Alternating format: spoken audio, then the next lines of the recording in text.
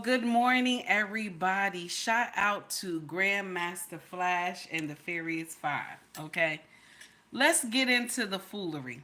Okay, so y'all know the internet has been wilding. Okay, it's been wilding since Fat Joe came out and said what he said. So take heed to the message is going to get in on the conversation, but I won't be, listen, I have a lot of brothers lined up that's going to dissect this foolery, okay? So I'm just going to be co-signing, okay? I have a lot of brothers lined up that's going to dissect this foolery, and I'm just here to co-sign. Nothing else.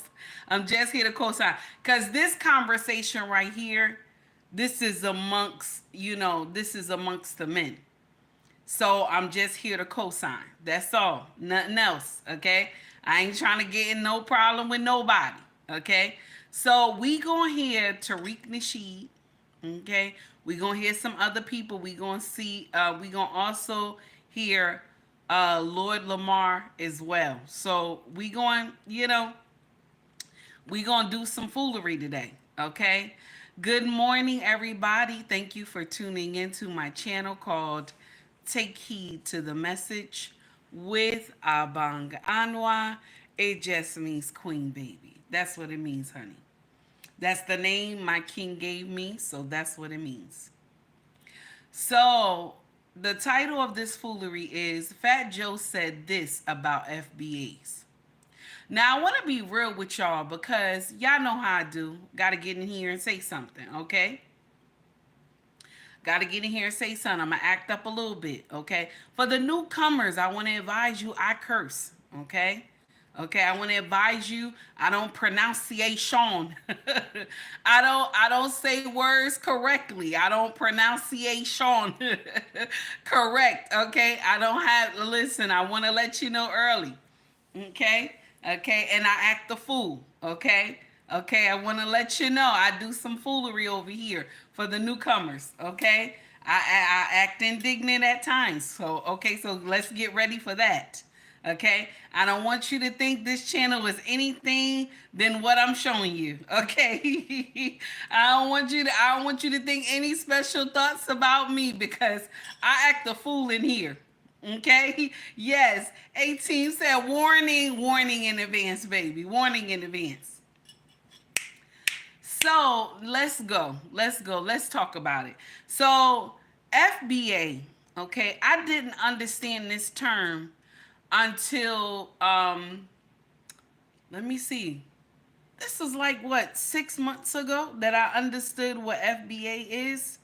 I didn't even know what FBA is. I didn't. And I've been in this space. My anniversary was my anniversary was yesterday. So that's 3 years now. Okay. I didn't know anything. Hey, world class, how are you, baby? I didn't know anything about FBA. I didn't know what that mean. You know what I'm saying? And I'm one of those content creators. I'm bold enough to tell you I don't know what that means. Okay, I don't know what that means. Okay, so when I went and I did some research. I know I hate to do research, but I went to do some research and I found out a couple of things. Okay, so of course y'all already know what FBA mean, but I didn't know. So foundational Black Americans, I did not know. Now you know what I always say. I say that on certain subjects, okay, on certain subjects, when it comes to, okay, when it comes to let me make sure I say this right.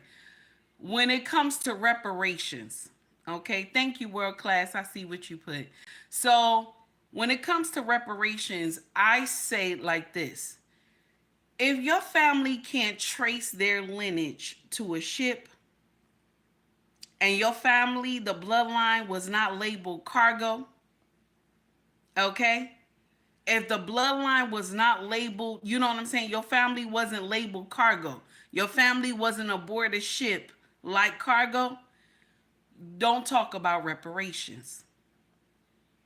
That's what I say, okay? Let's not talk about reparations if your family was not labeled. Good morning, black lady. If your family was not labeled as cargo.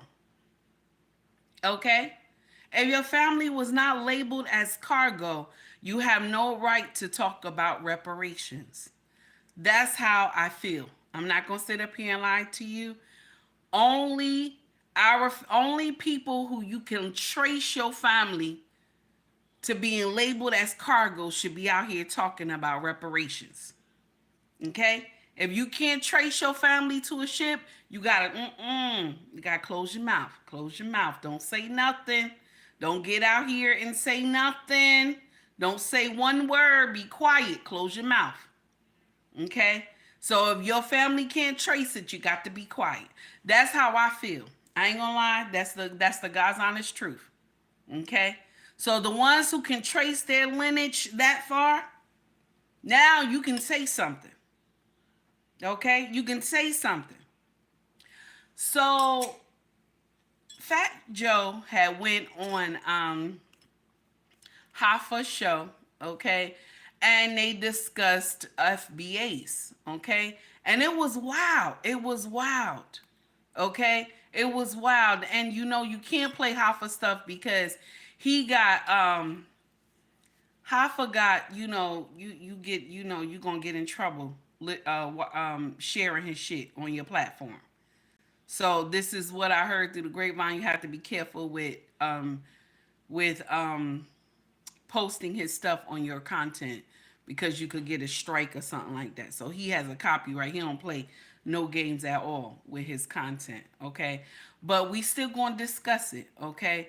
So let's go into I want to share this one thing with y'all that Big Pun had said, okay? May Big Pun soul rest in peace. I want to share this with y'all that Big Pun had said a long time ago when his first song, well, his hit, okay? Y'all remember Boniqua? Yeah. Boniqua? Yeah. So let's get to that one. Now I hope I said it right. Y'all know how I do, okay? Y'all know how I do. So this song was like a big hit back in the day. Okay. It was a big hit. But he shot it out. Let me make sure I got it right. Let me see. Okay, here we go. One of the lines that made the song so famous is when I go Boricua, Morena, and Boricua means Puerto Rican and black woman. That's like my love to the music, you know? My love to thank you to the black people for accepting Boricua. Thank you to the black people for accepting Boricua. Thank you to the black people for accepting Boricua.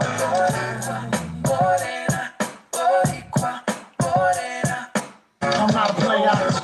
Now, how come so y'all heard this, right? Do I need to replay it one more time? Y'all heard it. How come Big Pun took the time to acknowledge black people in that song? How come he took the time to acknowledge black people in that song? Why did he say he was so happy how they accepted the song? Why did he say that? Because, check this out.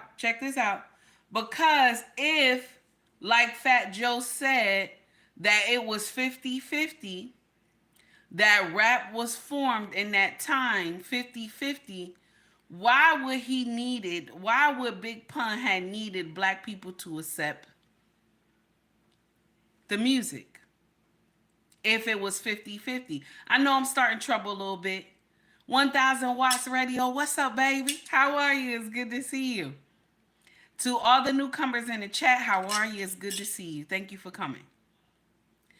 So that's the uncomfortable truth. Why would it need to be accepted? If Latinos and African Americans, the music was 50-50, that they were the pioneers. Now, listen, I'm not here to debate with no man because most of y'all brothers from back in the day, y'all know the history of rap. Okay? Y'all know the history of rap. Y'all know what really happened. Okay? So, I'm not here to go into a debate with anybody. But this is what I remember. Okay, this is what I remember. The true pioneers, the trinity of rap.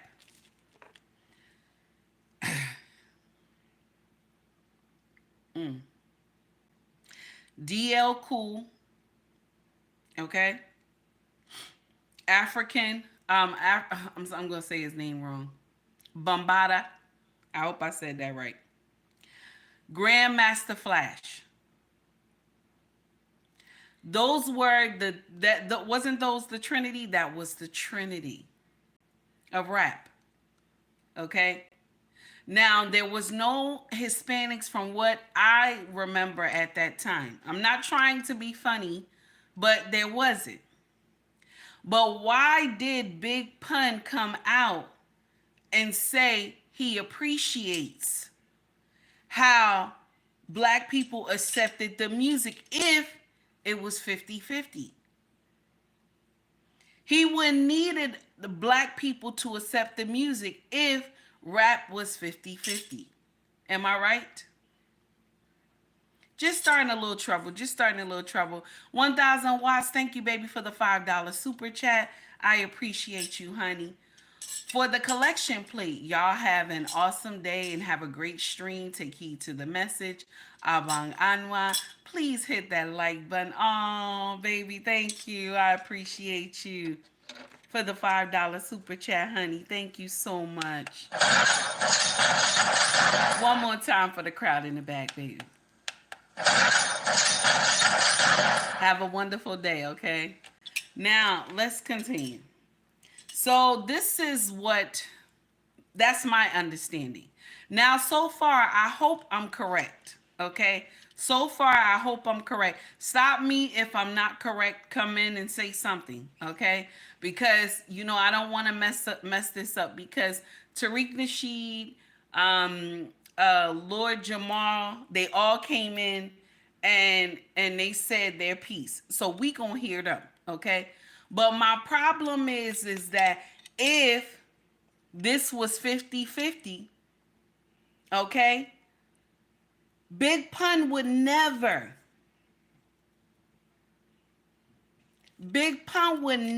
say, I'm so happy that black people accepted this music. Why would he need us to accept the music? I don't, and I'm gonna share something with you. I'm going just, we going just a little bit, just a little devil's advocate, just a little bit. I don't think Fat Joe understand what FBA mean. I don't think he understood what it means because now he has put us all together. Do you understand what I'm saying? Because we are all foundational black Americans. We are. Anybody bloodline that came, if your bloodline came from a ship and your bloodline was on a cargo list, he's talking about all of us. So I don't think he understood what that means because this is the problem. Fat Joe, who buys your music? Who buys your music? Who made you as big as you are today? It was Black America. It was Black America that accepted you into the culture. That's why I always have a problem with us because we give everybody, even if they were raised around us, we give everybody the black card. And so now when they get big and famous, okay, when they get big and famous, they will get out here and disgrace you.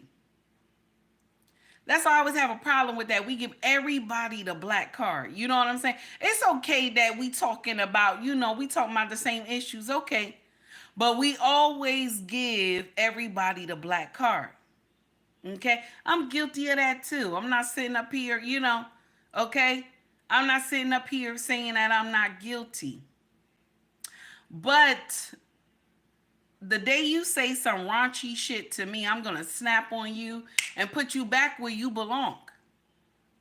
Okay? But this is the problem right here, because now you see that this man, Fat Joe, has made God knows how much money off the black community. And I'm not saying that, he can't say his piece. But when you put when you say FBA, you're putting us all together. You know what I'm saying? If you wanted to talk about certain content creators, you should have said, okay, or legends, okay? You should have said them directly. You should have said their name directly. You wanted to talk about Tariq Nasheed, you should have said Tariq Nasheed. You want to talk about Lord Jamar, you should have said Lord Jamar. You should not have said FBAs. All of us together. Okay? You didn't have to say all of us together. If you have a problem with these two men who say FBAs this, FBAs that, that's who you should have called out. Not all of us together. Because if it wasn't for us, nobody would know you. Nobody would know you. That's the truth. Ain't that nasty? That's nasty, right? But it's the truth. Nobody would know you. Nobody would know you. Because Latinos wasn't playing rap like that. You know that. Latinos were not playing rap like that. They weren't. They were not playing rap like that. You would not have gotten big at all. If your music was left to Latinos, you would not be as big as you are today. That's the truth. It's nasty, right? But it's true. And so, since all the other content creators are in on this foolery, I gotta be in on it too. I gotta be in on it too, because it's content. And you said something out of line, so we gotta all come out to correct, because this is crazy. Okay? Now, let's get into the foolery. Okay? Let's get into the foolery. Okay? Now, shout out to OnSite, because OnSite dropped this clip. Okay? Let's hear it. Let's hear it. These rumors were made by radical black racists. Let's just say that. Okay? It's a group of these guys that don't want to hear Jamaican, don't want to hear Guyanese, they don't want to hear a black guy that ain't down with them. Right? So their job is to criticize anybody who don't look like them or who ain't black American. Who are these guys?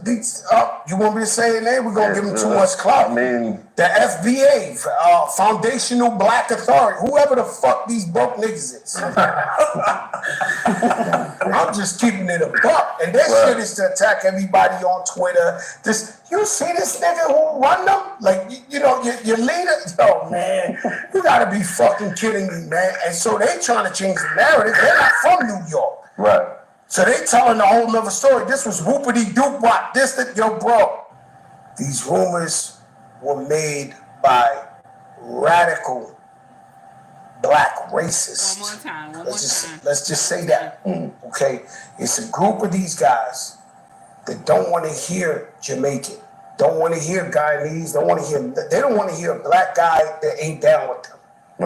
Right? So their job is to criticize anybody who don't look like them or who ain't black American. Who are these guys?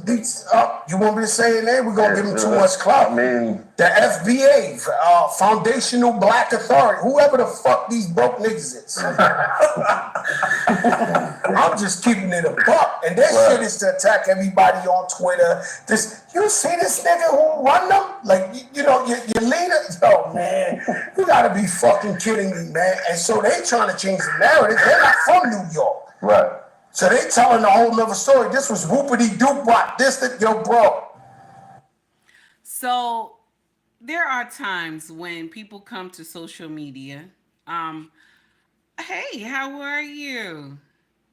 Red Pill Awareness. How you doing, sir? It's good to see you this morning.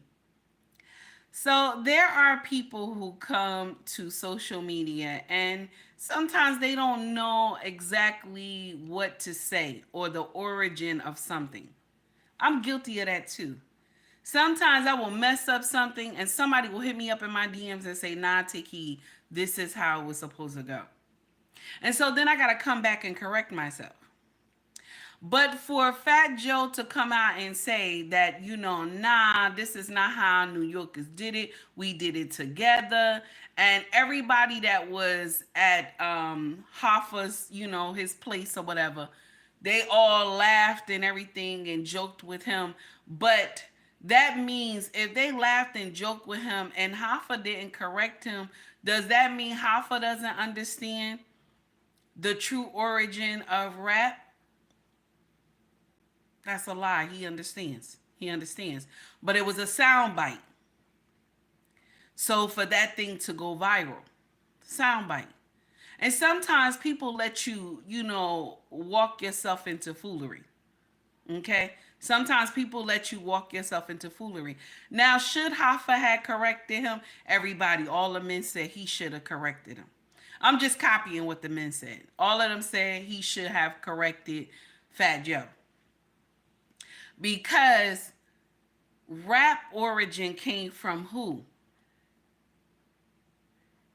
The breakdown came from FBAs. Hip hop came from FBAs. All these things that we hear today, all the music, the style, the culture that everybody copies. If you go back and listen to rock music back in the day, just, you jazz, all that, okay? The origin will be an African American person. The origin will be. You had every other culture trying to copy the style and music of an African American person. And then even back then, African Americans got tired of them copying the music, so they started singing a song faster. Sometimes mumbling the words to make it music so they couldn't copy.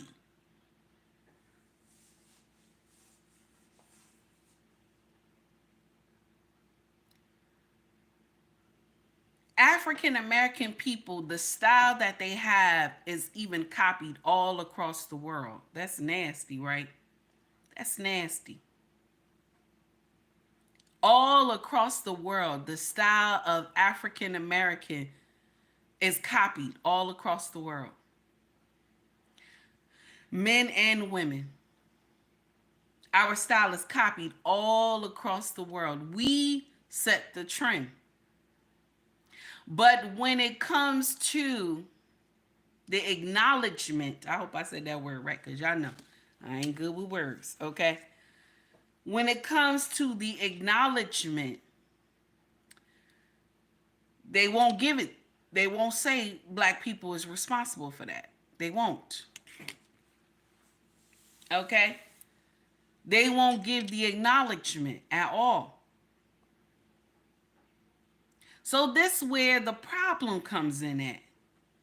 Because Fat Joe is up here telling Hoffa, okay? Fat Joe is in here telling Hoffa, this is a New York thing, this is 50-50, and that means he doesn't even understand all the years where hip-hop, where rap come from. He doesn't understand.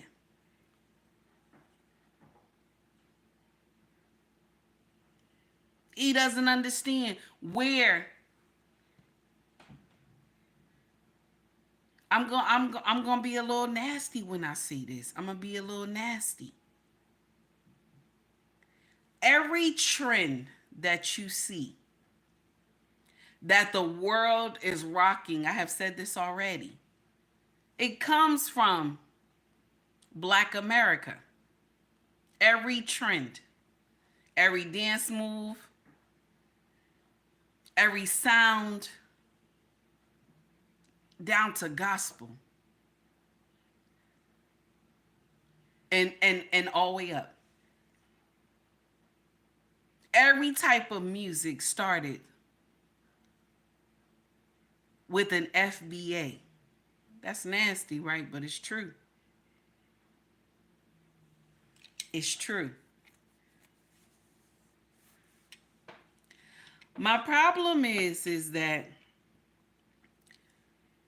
Fat Joe don't want to sit there and tell the truth. He wants everybody to believe that Latinos and FBAs got this thing together. That's what he want everybody to believe, that they did this thing together. And so this is where you have men, black men, solid black men who are coming forth saying, nah, nah, nah, nah, nah, nah, nah, something wrong here. Something is wrong here. Maybe y'all youngins don't understand, but we old cats, we know where the birth lies.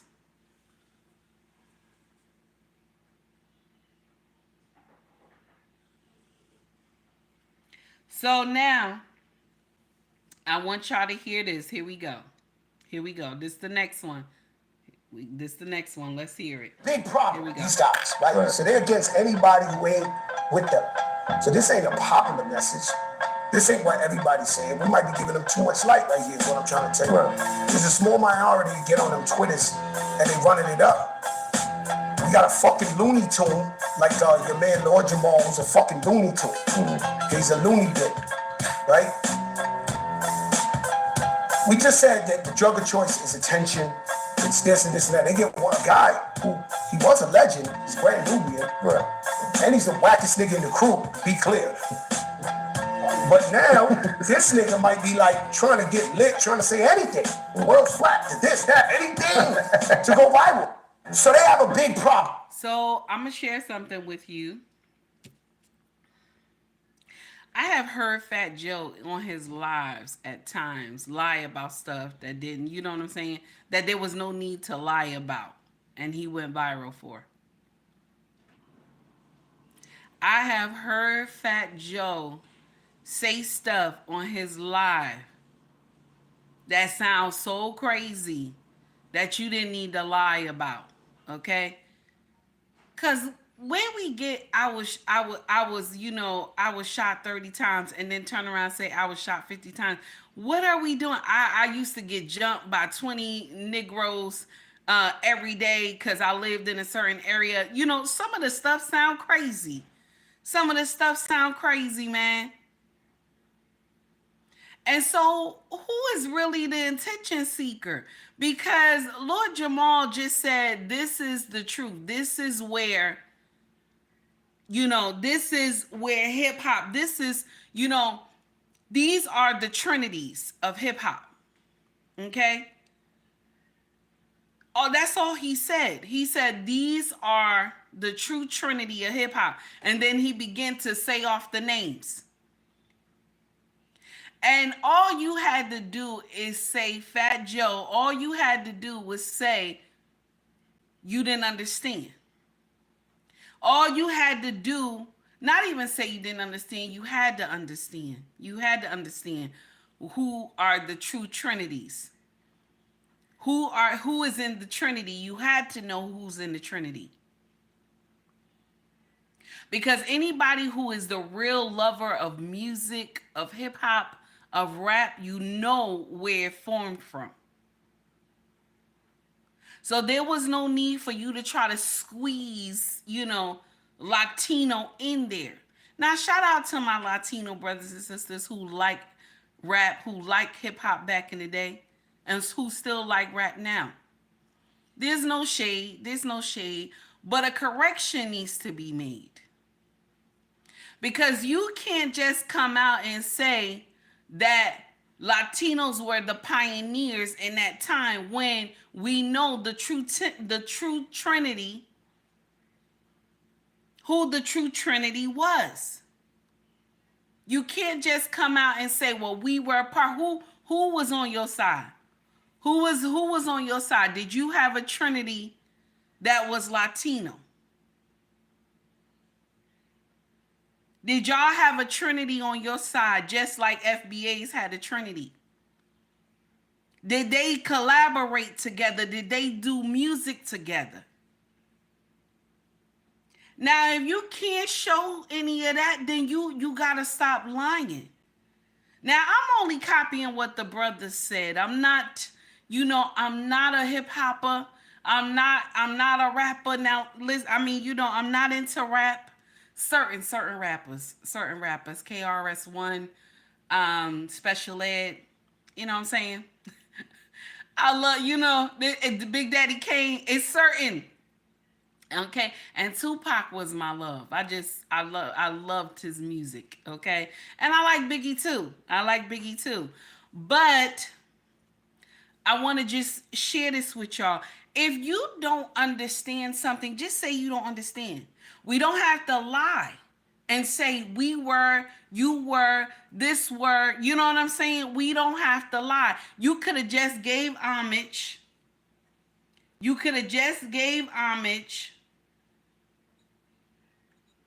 Just like One of the lines that made the song so famous is when I go Boricua, Morena, and Boricua means Puerto Rican and black woman.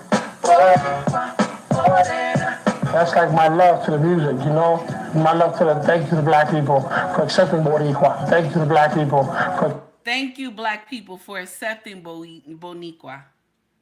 It's just to show respect and love to black people. All you had to do was say that.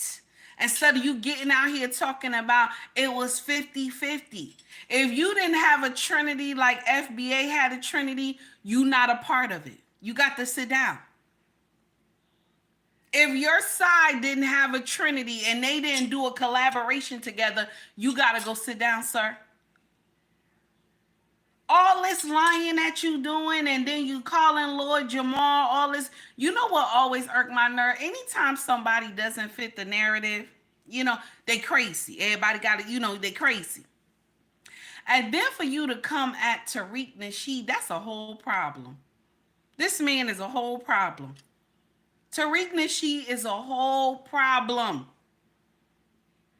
Okay, now I see why you trying to mess with, Lord Jamal, because people believe what you're saying. Something wrong with him. Even the other rappers believe what you're saying.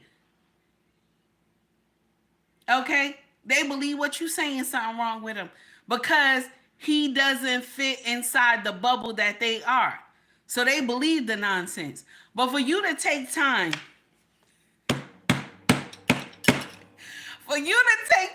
and come after Tariq Nasheed, I don't know why. It's just certain people you just should not bother. You know what I'm saying? It's certain people you should just leave alone. You know what I'm saying? Good morning, Mr. He said, how are you? It's certain people you just need to leave alone. And then for you, Tariq done did a whole hour and some change on this foolery. Okay? And he usually do a good 20, 15 minutes, okay? Now, that's what I see on his content. He do a good 15, 20 minutes. If you want to take him there, 33 minutes. But he took a whole hour and some change to come in and correct you. Okay? He took a whole hour and some change to come in to correct you.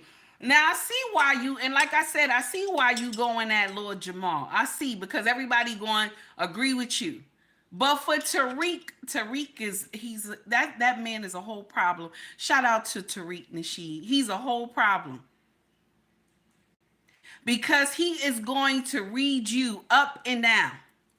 Okay? Up and down, he going to read you. Okay? And it's going to be a problem.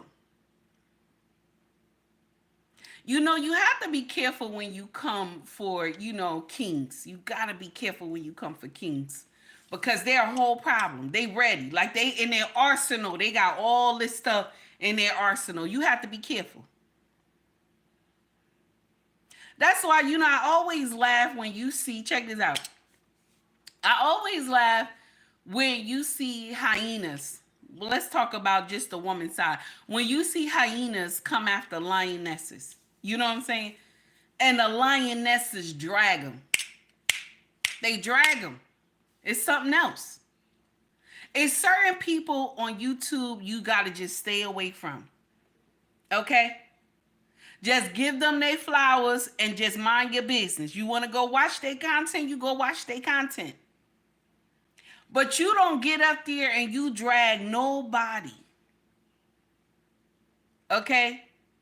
And I'm not talking about a king that just because they got big numbers and stuff like that. I'm talking about the mindset of this man or the mindset of this woman.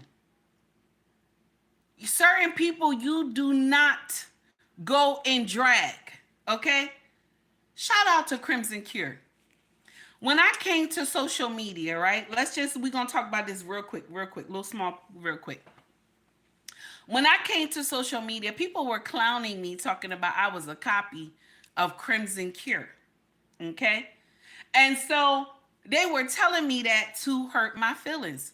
But they didn't even know I was a Crimsonite. I was like, no, that doesn't bother me because I love this woman. You know what I'm saying? So it didn't bother me. I admire her. You know what I'm saying? So it didn't bother me when they said it, but I guess they was doing it to throw a shot at me or something like that.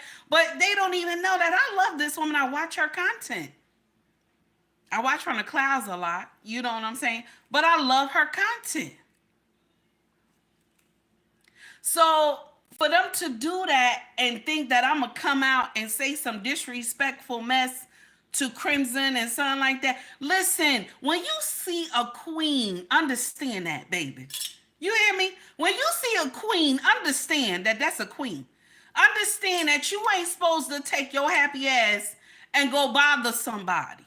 And that could just be not how many followers this person got, just the mindset, what I'm telling you. You have to be careful. You meet so many kings and queens in this space and they might not even have over 1 million followers. It's the mindset and the way they talk that you can't come near them. That they correct you in a heartbeat out of the one sentence that you had put out your mouth. You got to be mindful. Listen to me. I'm not up here to make enemies with nobody. I'm not. I'm here to talk shit, get down, and that's it. That's all I do. Okay? So why I'm saying this is that I think we got to sit up here and be mindful of what we do. And if we don't understand something, say we don't understand.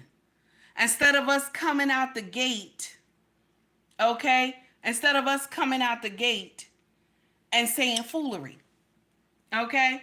Now let's get to the next video at hand, okay?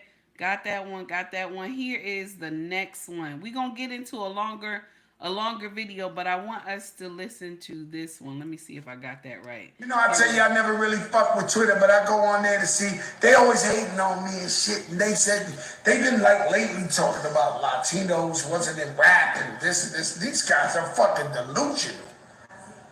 We're from the Bronx, New York. Shit happens. And so when hip hop started, it's Latino and black, half and half.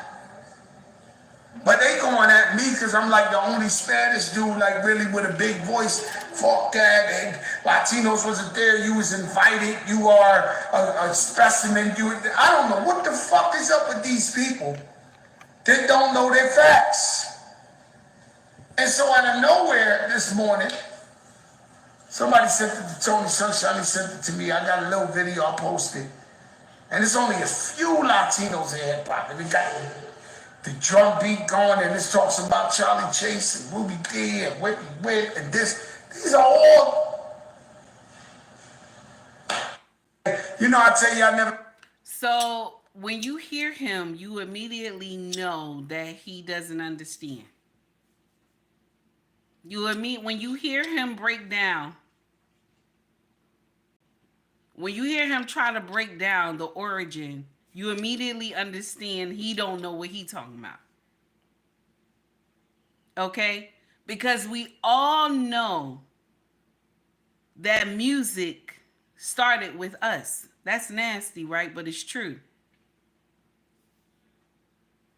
Music started with us. The trend started with us. This is why Big Pun even took the time, may Big Pun soul rest in peace. This is why Big Pun even took the time to acknowledge foundational Black America when he said, I made this song and I was so happy that African American people fell in love with this song. Now, somebody put something in the chat and said that Tariq Nasheed would consider me a tether. And so don't let the stage name fool you. Don't let the stage name fool you. My husband gave me that name. Don't let the stage name fool you. I'm African American. I can trace my bloodline to a ship and on a cargo manifest. Don't let the name fool you. But probably because you're new to my page, you'll understand. But don't let the name fool you. My husband gave me that name. My husband is Nigerian. So now, let me see what else we got. Here we go. I believe this is the next one. Let me just see what that is. Nope. Hold on, guys. The Fat Joe, but Here we go. Here's Tariq. Fat Joe, but yeah. I And mean, a lot of Latinos were around, but you can't say 50. Not at all. Not at all. You can't even say 90-10. I mean, they came later. In the movie, all the pioneers, they were like, yeah, when we were doing it, there just weren't no Latinos participating. We had a couple in the audience watching, but they just came later. They just weren't into it early on. And that's the truth. Yeah, and listen, you've had very prominent Latinos over the years. Crazy Legs, of course, Big Pun, and Fat Joe, and Cypress Hill, MC Frost. Like, there's been a lot of very important figures in hip hop. But I guess if you're talking about the original, then yeah, it was all black. Right, and the thing that's rubbing a lot of people the right way, there's this whole push just suddenly for there to be this co-creation. Because now hip-hop is going to the Olympics, breakdancing is in the Olympics now, so now there's a big corporate drive and there's going to be a lot of corporate money. Shout out to Fat Joe, but yeah. I mean, a lot of Latinos were around, but you can't say 50. Not at all. Not at all. You can't even say 90-10. I mean, they came later. In the movie, all the pioneers, they were like, yeah, when we were doing it, there just weren't no Latinos participating. We had a couple in the audience watching, but they just came later. They just weren't into it early on. And that's the truth. Yeah, and listen, you've had very prominent Latinos over the years. Crazy Legs, of course, Big Pun, and Fat Joe, and Cypress Hill, MC Frost. Like, there's been a lot of very important figures in hip hop. But I guess if you're talking about the original, then yeah, it was all black. Right, and the thing that's rubbing a lot of people the right way, there's this whole push just suddenly for there to be this co-creation. Because now hip-hop is going to the Olympics, breakdancing is in the Olympics now, so now there's a big corporate drive and there's going to be a lot of corporate money. Shout out to Fat Joe, but... So, okay, y'all heard Tariq Nasheed response. Shout out to Tariq Nasheed. I hope my video don't get blocked because I used his content. Okay.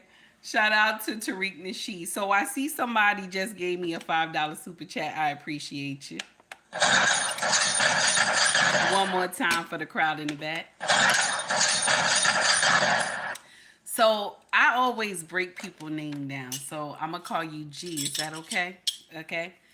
The fundamentals of this issue is the obsession to dismiss, belittle, refuse to accept the melting potness of the United States. Ooh, that's nasty. That's nasty, but you telling the truth. That's nasty, but you telling the truth. So let's get in. Let's continue. Because Tariq Nasheed said that was his response to the nonsense that's going on with Fat Joe. Okay. Now there's another content creator that's coming in, and his is a little longer. Okay. So we gonna go to let's see. We gonna go in. Here we go, y'all. Here we go. It's gonna be a commercial first. Hold on, y'all. So, you know what? I'm gonna share something with you. I'm not really well versed in this right here. I'm not. So this is why I had a lot of men to come into um into this live for me today, because I'm not familiar with all this. Okay. And I see you put Roxanne. I love Roxanne too. Okay. MC Light, Queen Latifah. And you know, it's just amazing women and men of that time that made amazing music. And so we have to give flowers where flowers is due. Okay? Here's the first one, y'all. Here we go. Where Fat Joe went on Math Hoffa's My Expert Opinion. And, you know, basically he wasn't happy with, pardon me, foundational Black Americans. He attacked foundational Black Americans. He attacked me. Yeah. You know, called me loony, said I was the wackest one, brand Nubian. When he said the foundational Black authority, or he said whoever those broke niggas are, right? So that got me to thinking, right?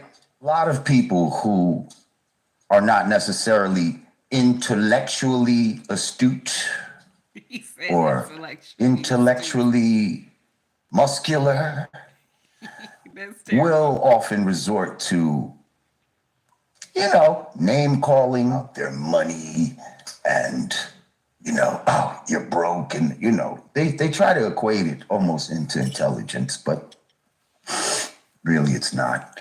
Fat Joe has an album out right now.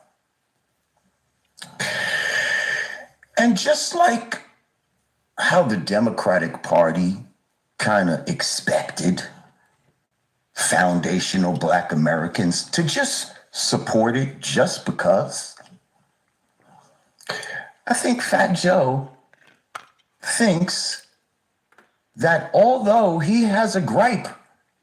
I want to say something because I see something in the chat, but I'm not going to respond directly to this person.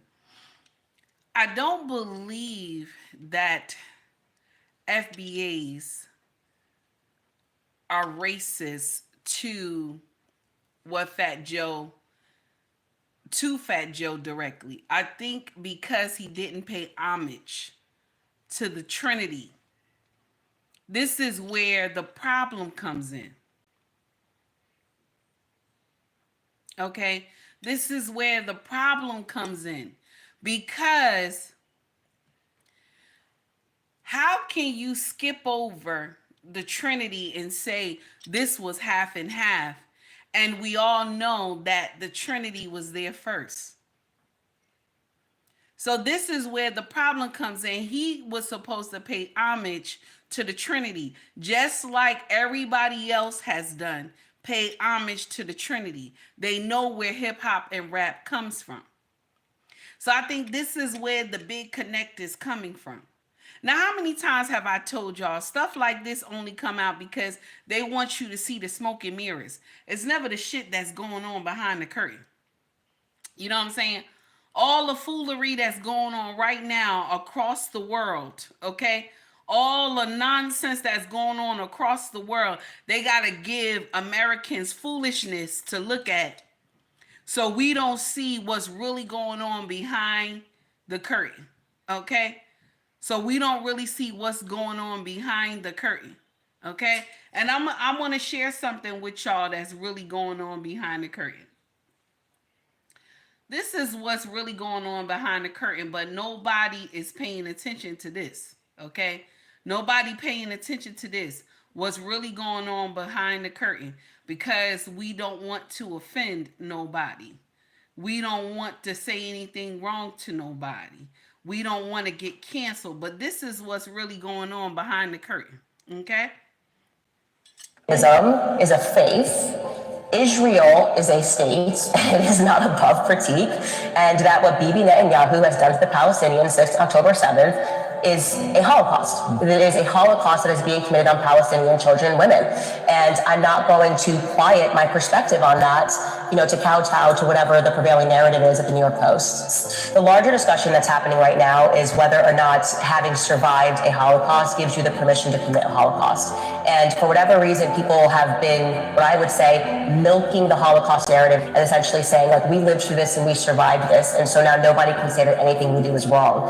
And that's the big issue today, is that we have so many people that will not recognize that it is totally feasible that a Jewish person, and I'm speaking here about Bibi Netanyahu, could do something as horrific as what was done to the Jews throughout World War II or throughout history. So that's the real nonsense that is behind the curtain that nobody's paying attention to. Okay. And American dollars are being used to do this nonsense. Okay. But so now we get like something that's smoke and mirrors for the ground. Every time you turn around, we get something that's smoke and mirrors for the ground. Last week, who was it? Last week, who we was talking about? Remy Ma and all this other nonsense, shields and all this other stuff we were talking about. Okay. Then before then, we was talking about Biden's son and all this other stuff. Okay. Okay. Before then, we was talking about Biden and all this other stuff, okay? All right? Then before then, we was talking about Miss Thang Thang, okay? Miss Thang Thang who wanted to be president. We were talking about her, okay? And now, here we go. This is the new smoke and mirrors. Fat Joe said this. And so now we got to come out and say something when we're supposed to be paying attention to... when we're supposed to pay attention to who is behind the curtain. Okay? We supposed to pay attention to what's going on behind the curtain. But anybody who come out and say what's going on behind the curtain, we label them crazy. We label them crazy, something wrong with them, all this nonsense. Okay? Listen, shout out to Candace Owens. Let her continue to do the damn thing.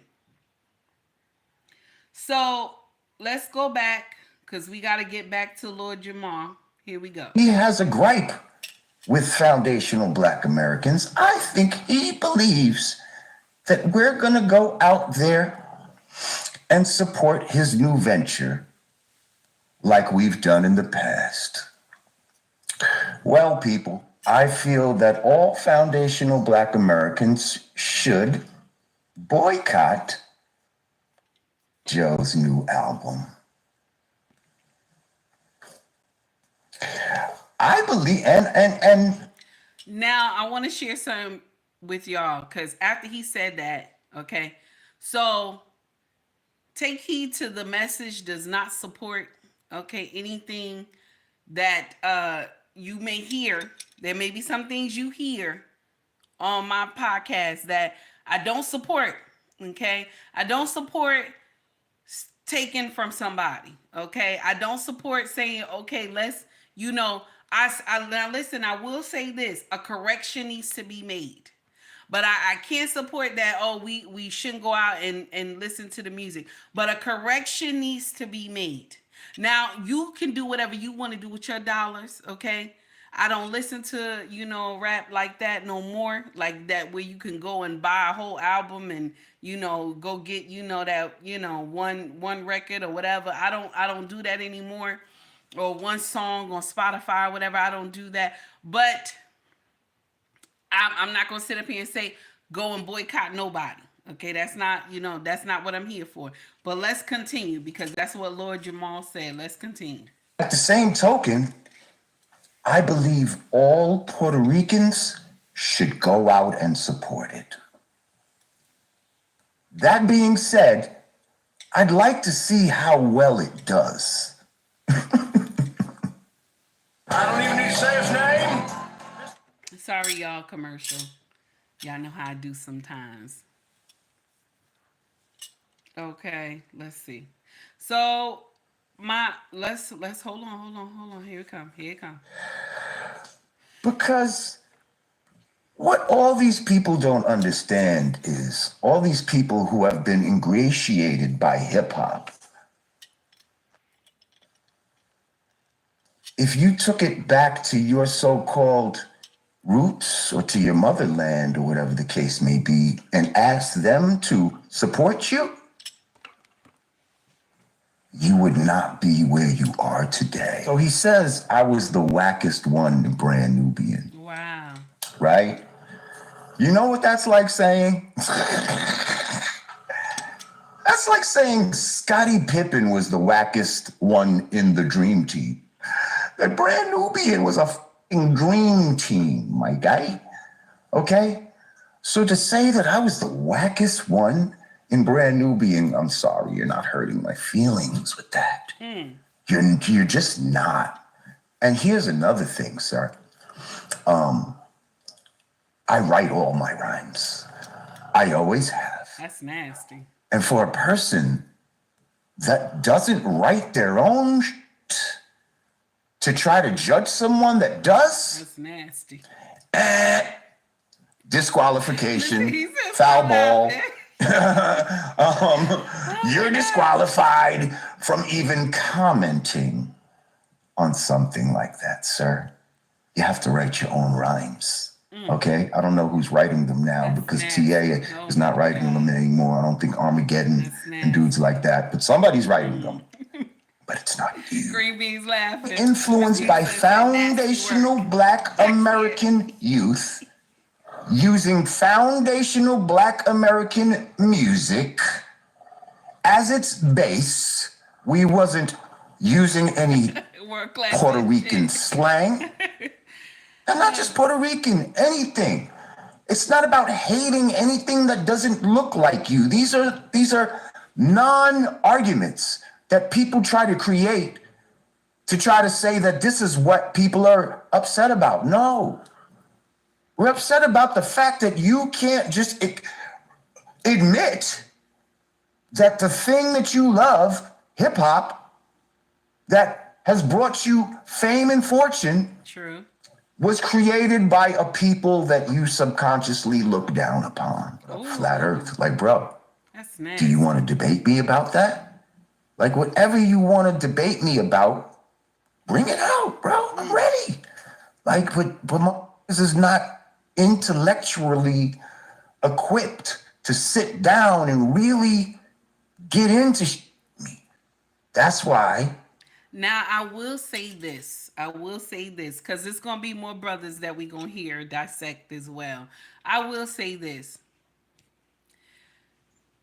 Because when you don't have an understanding of what hip-hop really is, what rap really is, you don't have a leg to stand on.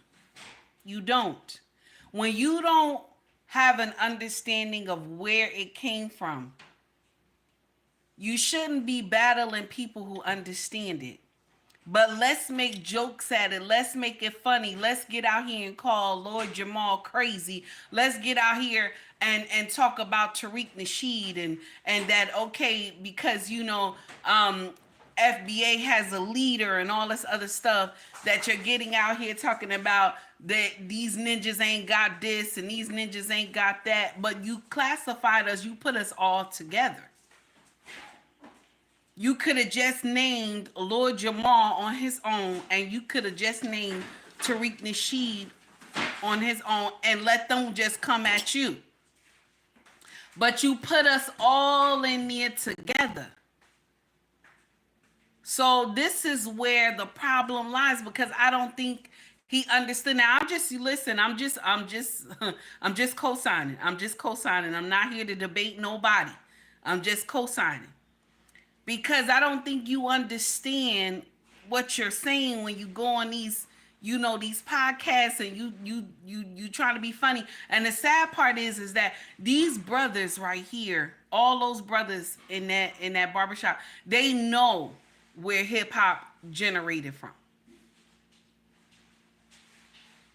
They know how it was made, even before YouTube, before Facebook, before all these platforms where they used to just do beats on a block, when they had, you know, stand up, you know, shows and stuff like that, and not stand up comedy, but you know what I mean. Like they had like shows in the community center and stuff like that. Before everybody got famous, hip hop rap started with the basics. Okay, and dare I say the chitlin circuit. All these things started somewhere. I think the disconnect comes in when he got up there and said that hip hop it was 50-50 when we know that it wasn't 50-50. I'll share something else with you too. I don't believe FBAs are racist. I don't believe that we're racist. I don't believe that when it comes to when we want to invite everybody, because we always invite everybody to the culture. Once we hear you get out here and do a rap, you can dance, you can cook, we invite you to the culture. But we only want you to acknowledge you were invited to the culture.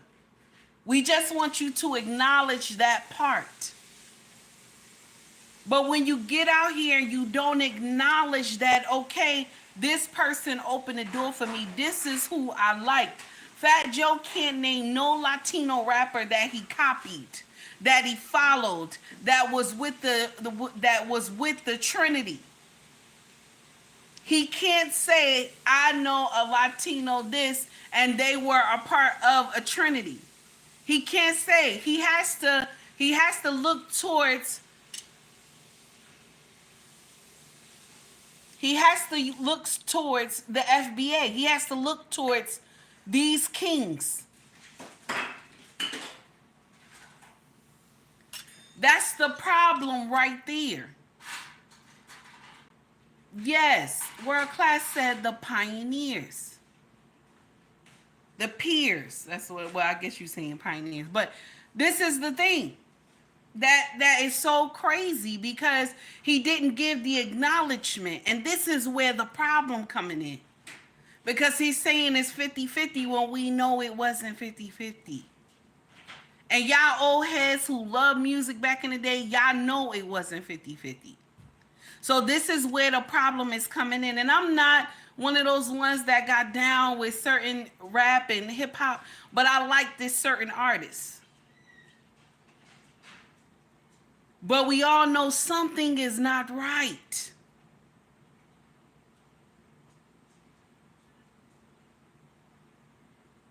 So listen to me. I am not well when it comes to, the education. I am not well versed when it comes to the education of rap and hip hop. I'm not. I'm the last person to get up here and tell y'all something like this. I'm the last person. I'm just playing these brothers so you can hear it. Because, as a content creator, we all got to get in on the same shit. Ain't that crazy? Got to get in on the same shit because then they don't move your content. Okay? So I'm just co-signing it. Okay? I'm just co-signing it. Okay? Here we go. Or just say it somewhere else from afar. You know what I mean? Like, come on the show. Let's talk about this. Ain't nobody hating on y'all, bro. We just telling the truth. I had Puerto Ricans on my show. Shout out to Ruby D and Whip a Whip. They were there. They said there were no Puerto Ricans in the beginning. They were the first ones. They got there in 76. And then what's going on? Like, what are we talking about here? What are we talking about? Oh, yo, it's Big Ant, the spokesman, man. We back. Another edition of Urban Politicians TV, UPTV. Make sure you stay on your pivot at all times, man. Had to come tap in, and as I expected, Lord Jamar responded to the clip that got in rotation on Twitter yesterday and became part of the conversation where Fat Joe made an appearance on the My Expert Opinion podcast recently with Matt Hoffa. Took some shots shots directly at Lord Jamar, mentioned him by name, called him the wackest rapper in Grand Nubian, and also took some shots at the conversation of foundational Black Americans, FBA, and Tariq Nasheed. Now, they didn't mention Tariq Nasheed by name directly, but if you know, you knew exactly who he was getting at. Called niggas broke, said some other things as well. And I had a link in the description where you can watch that in full at on Lord Jamar YouTube channel. He did say a lot more and get more into detail with this conversation. Tried to grab some of the highlights there. As he did say himself, he do want to speak with Fat Joe about this, saying it's not no hate or anything like that for Fat Joe. He just want the facts out there with the history and everything like that. And when it comes to Mad Hoffa and Fat Joe combo, you got to go watch that on Mad Hoffa YouTube channel. He does have it copywritten on his platform and stuff. So if you want to hear directly what Fat Joe said, you can see that over there. Yeah. Now, it's several layers to this conversation and all. As expected, Lord Jamar had to get his slick shots off. Talked about Fat Joe not writing his own music, so how can you call me whack? And if that's true, I most definitely agree with that. You can't call a nigga a whack rapper if you don't write your own music. And I'm not the nigga that's pushing for boycotting. I feel like me, when I push boycotting, to each his own, however anybody feel, it's a real serious issue for the community. Now, I don't think Fat Joe is all the way fully aware, and I don't know of exactly what the FBA conversation is, because that is disrespectful, because a foundational Black American is not just those guys on Twitter. Now, some of them might be going at you super disrespectful, calling your names and things like that, but that is a description of our lineage and full and things like that. But you heard Lord Jamar say, hey, I'm willing to sit down, debate, I'll bring my guys, and we'll talk about the days of the original time of hip-hop. You bring your guys, let's have this conversation. He has said this before with Cool G Rap and other people, like, let's sit down and let's talk about it and we can have it. I've had other Puerto Ricans on my platform already come and speak. Y'all come as well. And Tariq Nasheed did the microphone check documentary that he put out, and he got the OGs and the people who was there from day one in the origins of hip-hop in the form of New York, where how they got their thing going. Like, well, hold on, we was here from day one and stuff like that. But when it comes to FBA, this is the overall conversation that needs to be understood. FBA is a description of who we are as Black Americans in America. Now, Tariq Nasheed is vocal about it on Twitter, and you might not like some of the things he says, and you might not like some of the verbiage, but foundational Black Americans is not just people on Twitter. That's our lineage, our bloodline, and what our ancestors went through and who we are as a people. It's not a cult. It's not some type of trend. It's really a descriptive phrase of who we are. Meaning, foundation. Did he say that clear enough? That was good. That was a good breakdown.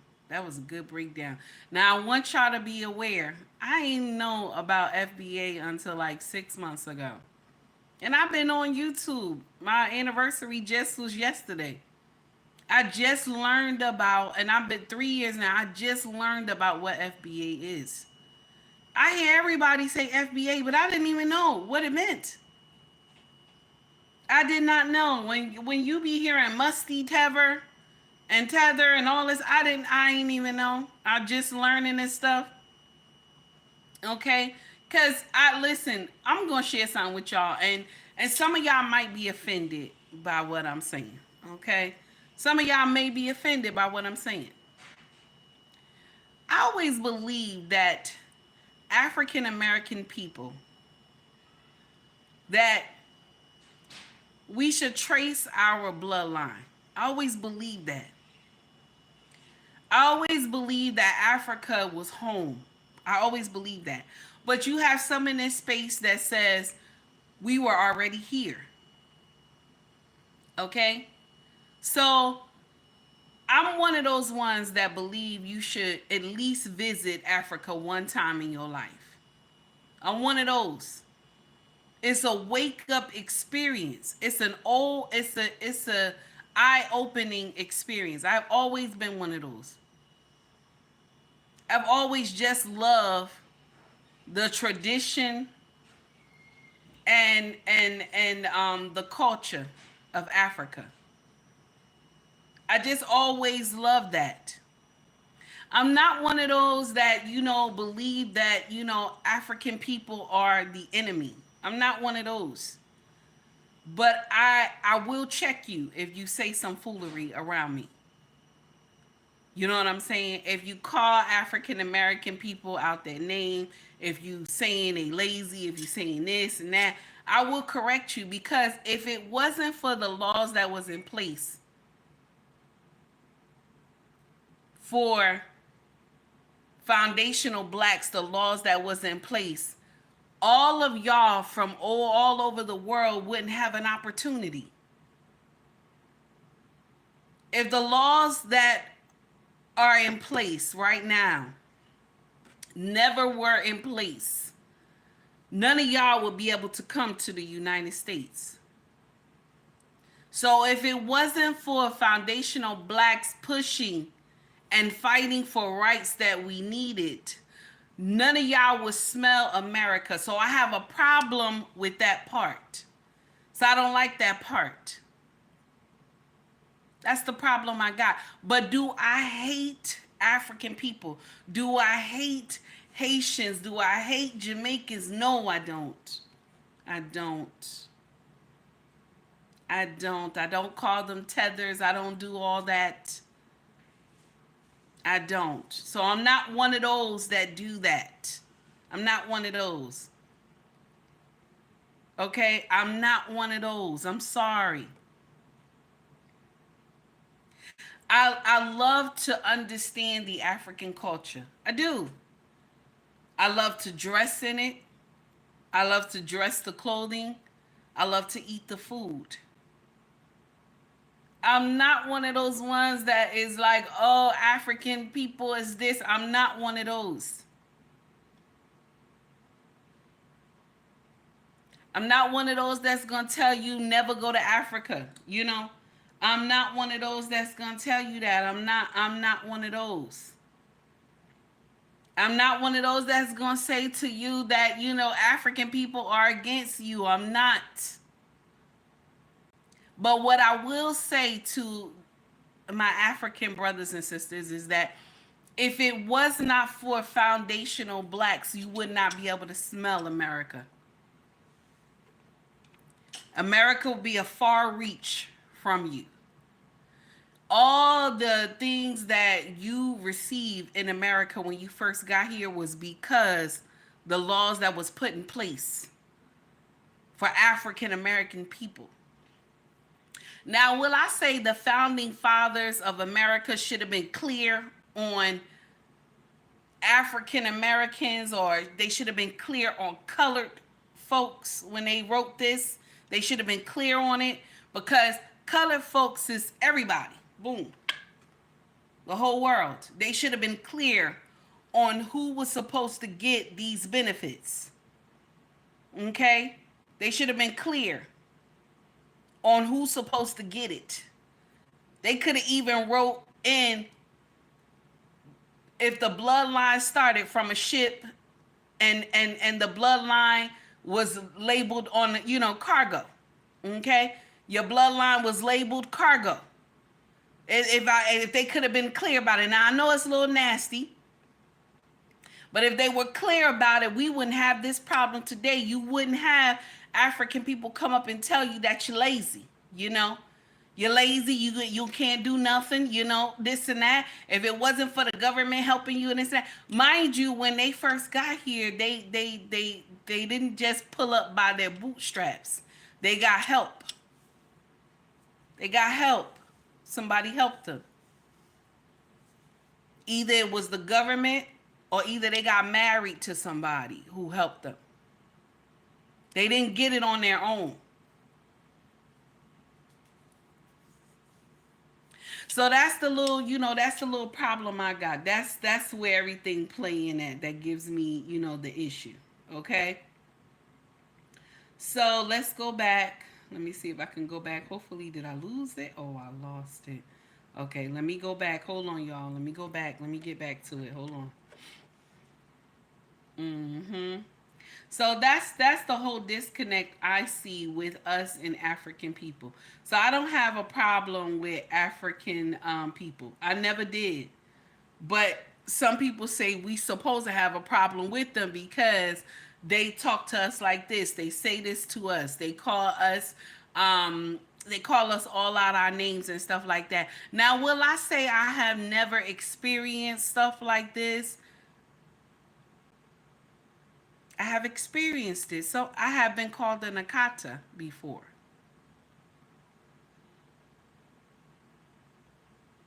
And when I was called a Nakata, my king rose to the occasion and corrected the person that said it.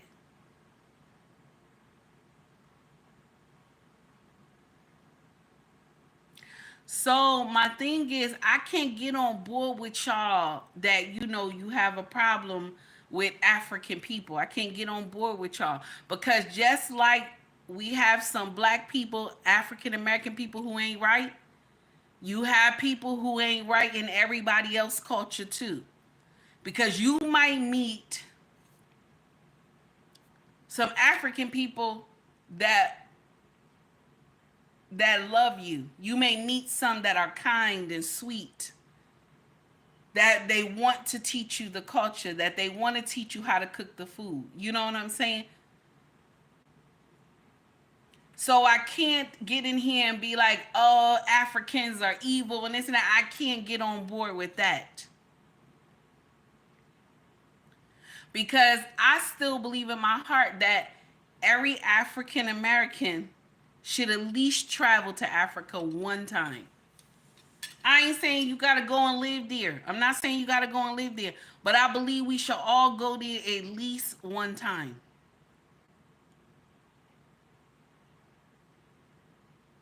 When your feet touch that soil, I'm going to tell you something. When your feet touch that soil, it's something that runs through your body and you begin to weep. It's something else. Do you hear me? It is something else. You begin to weep and people looking at you like, what the hell is wrong with this woman? And you begin to weep. It's something else. It's an experience that I would tell all of us to take time to go. I didn't say move. I said take time to go. I'm not one of those content creators that will tell you never go to Africa. Now, yes, I know that a lot of our ancestors was a part of the slave trade, of course. Our own put us in chains.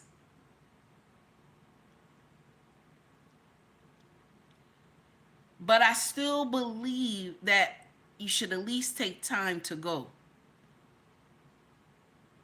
At least take time to go.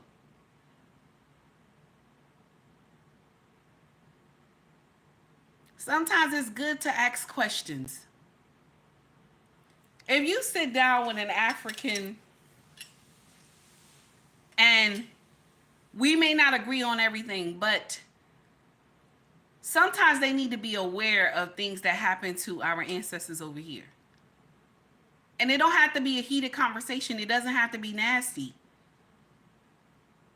But sometimes they're not aware. And some African people don't look at Caucasian people in a bad way or a bad light. And some African American people don't look at Caucasians in a bad light either because, they know that this was their ancestors making. This person might just be a genuinely good person. Let's continue. I know I was just, running my mouth. Let's continue. For the community. Now, I don't think Fat Joe is all the way fully aware. I don't know of exactly what the FBA conversation is because that is disrespectful because a foundational Black American is not just those guys on Twitter. Now, some of them might be going into super disrespectful, calling your names and things like that, but that is a description of our lineage and fool and things like that. But you heard Lord Jamar say, hey, I'm willing to sit down, debate, I'll bring my guys, and we'll talk about the days of the original time of hip hop. You bring your guys, let's have this conversation. He has said this before with Cool G Rap and other people like, let's sit down and let's talk about it and we can have it. I've had other Puerto Ricans on my platform already come and speak. Y'all come as well. And Tariq Nasheed did the microphone check documentary that he put out, and he got the OGs and the people who was there from day one in the origins of hip hop in the form of New York, where how they got their thing going. Like, well, hold on, we was here from day one and stuff like that. But when it comes to FBA, this is the overall conversation that needs to be understood. FBA is a description of who we are as Black Americans in America.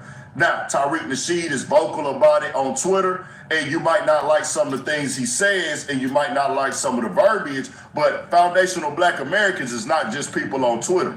That's our lineage, our bloodline, and what our ancestors went through and who we are as a people. It's not a cult. It's not some type of trend. It's really a descriptive phrase of who we are, meaning foundational Black American. Your families, your loved ones came through centuries of being in America on this soil, not immigrants from Africa, not from Puerto Rico, not from Cuba, not from other countries, meaning they came here and through the slave trade centuries ago, or they were already living here before the colonizers came in and did what they did in America. They fought in all the wars. They built this country from the ground up, from the roots, taught people to survive here, fought for other people's rights and freedoms. That's what a foundational Black American is. No matter if you like Tariq Nasheed or what comes with that conversation with people on Twitter or not. So when you diss foundational Black Americans or you mocking it, it don't matter what's in front of it, because there's other descriptive terms out there as well.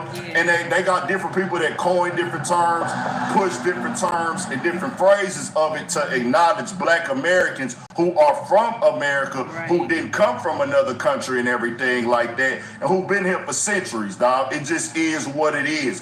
That, hey, our lifestyle, and that's how it ties into rap and hip hop, because hip hop is the top of the culture.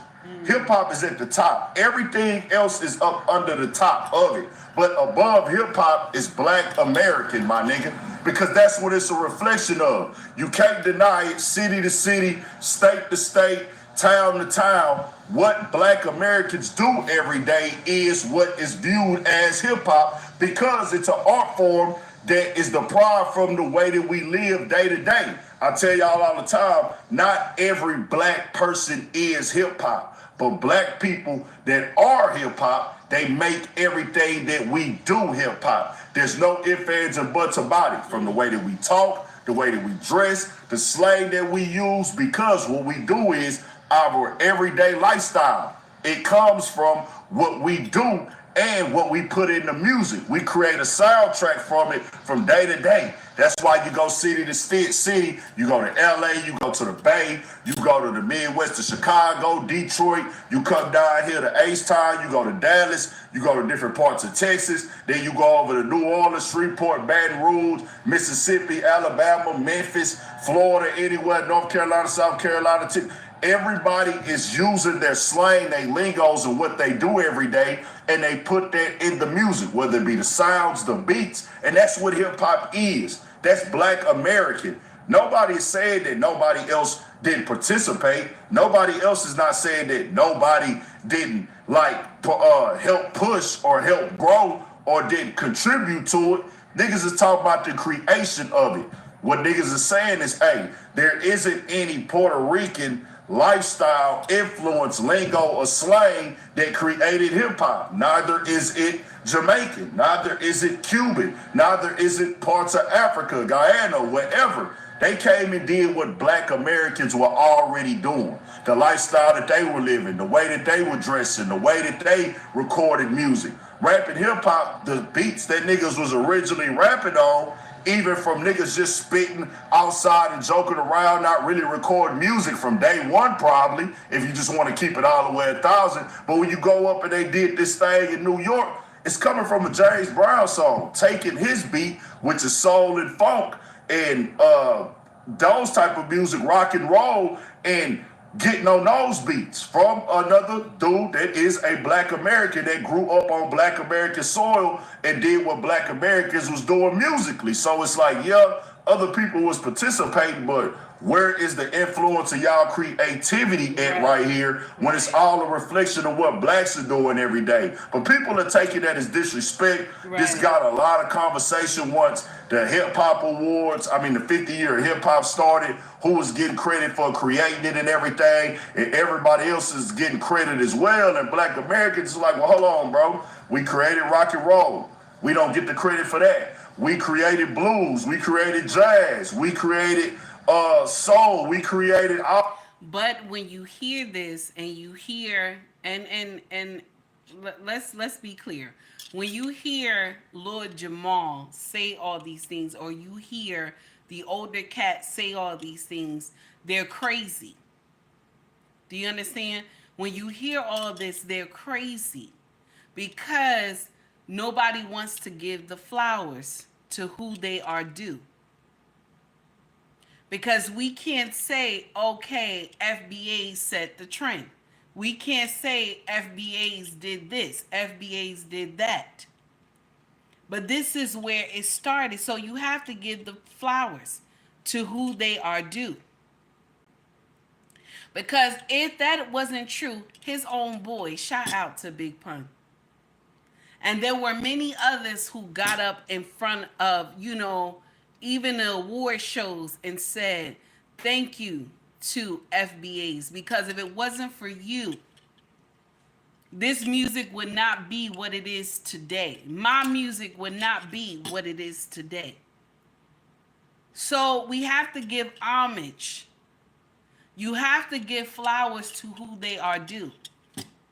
And I think that's the thing that everybody is upset with Big Pun for. I'm sorry. Fat Joe for. Big Pun, may his soul rest in peace. Let's continue. All these forms of music, and everybody else is getting the creation and getting to be the face of it. And they're like, well, hold on, can't blacks say, nigga, we proud and we proud to be black and we proud of our creation of hip hop? Look how long it's lasted off of what we do every day. Look at hip hop in its real form. If you take everybody black out of hip hop, what do you have? Let's keep it all the way 1,000. And we just talk about the music. Hip hop ain't just music. But take everybody black out of hip hop, what do you have right now? Now remove everybody else that participates in hip hop or contribute to hip hop. Guess what? If you remove everybody, we still here as in what we do, the way that we dress, the way that we act, the slang that we use, the type of freestyle us outside. Because what did I say? Everybody copies off us. Everybody copies off us. The trend started with us. We made the trend. And so you have all the other races that come in. All the other races that come in and copy. Our ancestors started the trend. How many times have I said this to y'all? If you can't trace your lineage to a ship and they were not labeled cargo, then you gotta be quiet. In this type of conversation, you gotta close your mouth.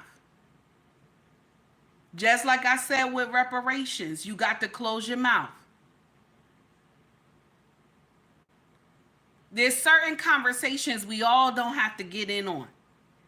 There are certain conversations we all don't have to say anything. We all don't have to get up and speak.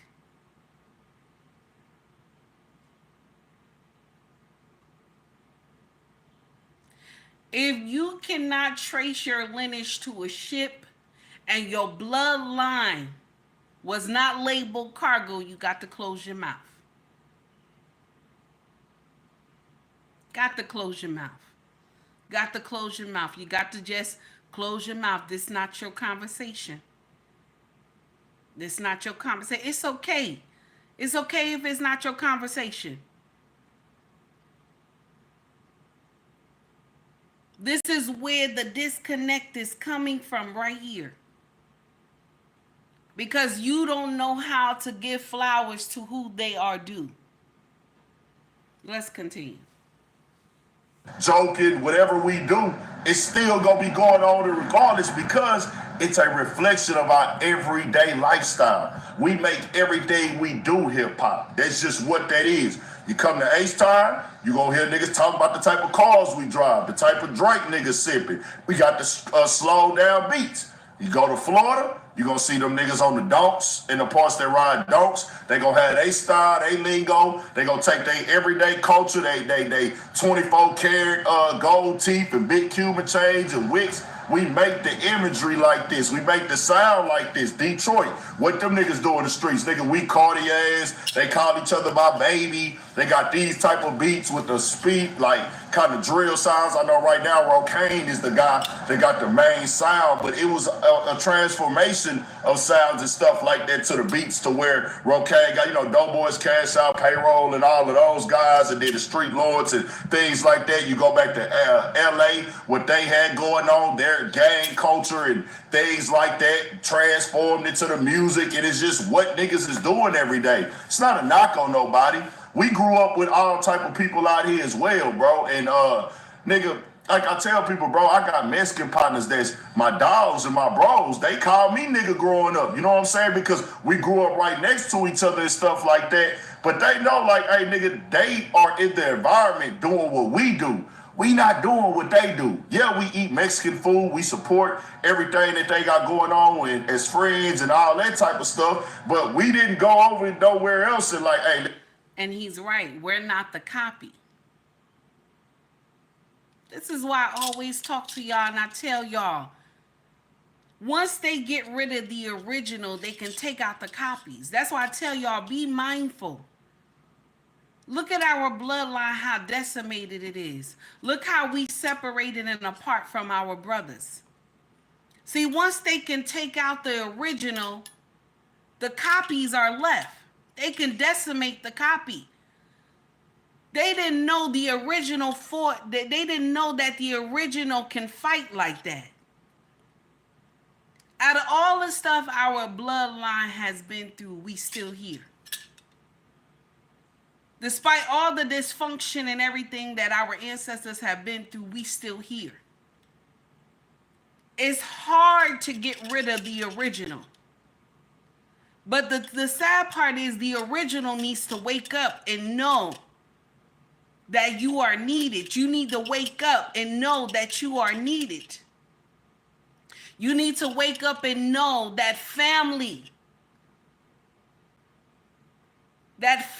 is needed for the children to grow with a strong mindset. You need to wake up and understand that the king is needed for the family to move forth. And stop getting out here believing, I don't need no man. Men ain't shit. Men ain't gonna never be shit. Men never was shit. Y'all got to get that out your head.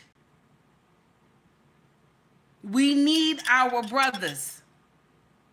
Got to get that out your head. You got to do better. Got to do better. Everything always start with us.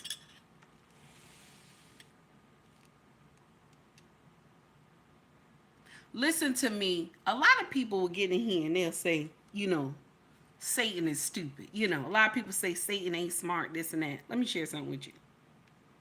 Okay? Let me share something with you. Satan know that if he could get rid of the original, Satan know if he could get rid of the original, the rest of y'all is easy. Y'all push over. If I get rid of the original, the rest of y'all is easy to take out. That's why they promote so much nonsense into the community. Just because they promote it, that don't mean you got to do it, baby. Just because they promote gang banging and all this slinging and this and that, that doesn't mean you gotta do it. You ain't got to do it. Just because they promoting baby mama, you can raise your baby on your own. That don't mean you got to sign up for that program. Just because they out here promoting gangbanging, that don't mean you got to sign up for that program. Just because they out here promoting street pharmacy products, that don't mean you got to sign up for that program. You got to have your own mind. Regardless of where you grew up at, you got to have your own mind and understanding. Yes, everything started with us. Can't take away, listen. You can't take, listen, I cannot get up here and tell you no lie. Everything started with us. Because why? We are the chosen. We are the chosen. I don't want to scare y'all. Y'all gonna be like, this lady crazy, but I don't want to scare y'all. Know who you are when you move.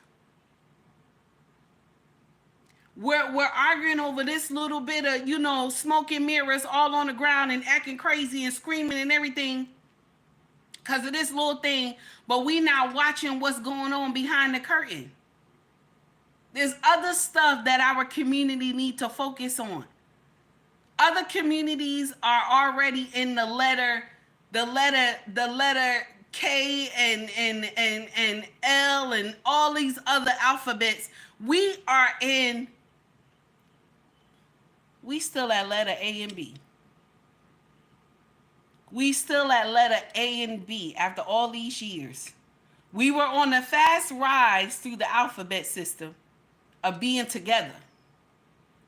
But we done had to pull all the way back to A and B. And A and B meaning we don't know if we need each other. A and B is we don't know if we need each other. We can't even jump on C. Because A and B, we don't even know if we need each other. We don't even know that we need each other. That's why you will hear us get out here and say, I don't need no black men. Black men ain't shit. Man. Black men ain't gonna never be shit. Black men never was shit. A black man can't do shit for me. You rarely hear people come out and say, I need a black man. I need my husband. I need him. Some of y'all will get out here and say, well, I don't need him, but I want him. What kind of nonsense? I don't need him, but I want him.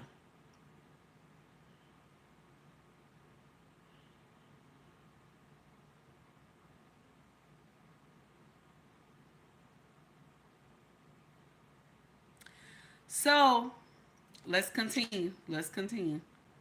Just take that from them. Now, and niggas just participated in it. We just did what we did, bro. And that's just what it is. And Asian partners and they have said, I got Filipino partners. I had certain Arabian partners that grew up around niggas. So you might get an N-word out of them every once in a while. Of niggas that, of course, white dudes ain't saying it, but I'm just saying there's several layers to this conversation right here, bro, that go on. It's not a disrespect to nobody else's lineage, nobody else's culture. People say it's divisive, but they never tell other people it's divisive for them to come over here and claim their countries and be proud of where they from and wave their flag. Why do it be divisive when black Americans say, well, nah, nigga, I'm a black American. Nigga, my people been here for centuries, nigga. We built this thing, nigga. We claim this our culture. But when you do it, it's just, I don't really be getting it, but people gonna take it how they want to take it, which they can. I'm here to just stand on that as what that is, bro. This is the facts. This is the reality. It will be dope to see Lord Jamar and Fat Joe sit down, had that conversation. Tariq Nasheed had that conversation. And it would be dope. It would be dope. And we done. We done with this gentleman right here. Shout out to Urban Politics TV. I hope I said his name right. Brother content was fire. That would be nice to see all of them sit down and give a lesson to Fat Joe. Okay. Shout out to Lost in Translation Podcast. How are you? Renee, I see you, baby. Top of the day, listening in the back. I see you, baby. I see you.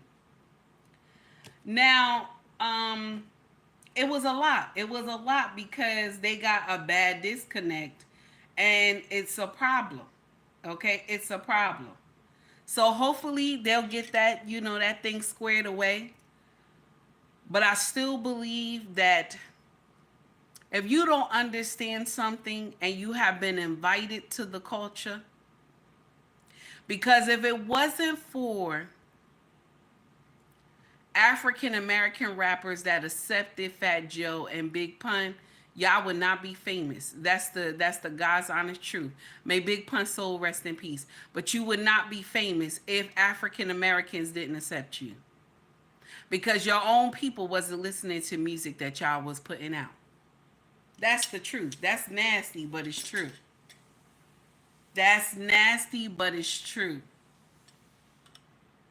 Y'all people wasn't listening to your music. You would never be who you are today if it wasn't for foundational Black Americans. You wouldn't be.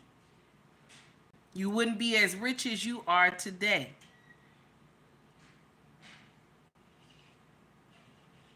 It's nasty, but it's true. Spanish people wasn't listening to music like that back in the day. They weren't. They were not. Nobody can get in here and tell me Spanish people was up there listening to rap music like that back in the day. They weren't. They were not listening to it. And I'm just here, listen to me. I'm not here to debunk anything. All these men that I played today, I'm not here to debunk anything. Okay? I'm not. I'm just here, for y'all to listen to the brothers. And let's have that conversation. Okay? Let's have that conversation. Okay? So let's continue. I want us to jump on something because something had hit the fan. Okay? And we're going to discuss it just a little bit because we almost at the 2-hour mark. And y'all know my husband is home today. So I don't, my husband is home and I don't want to be on this live all day. Okay? I don't want to do all that. Okay?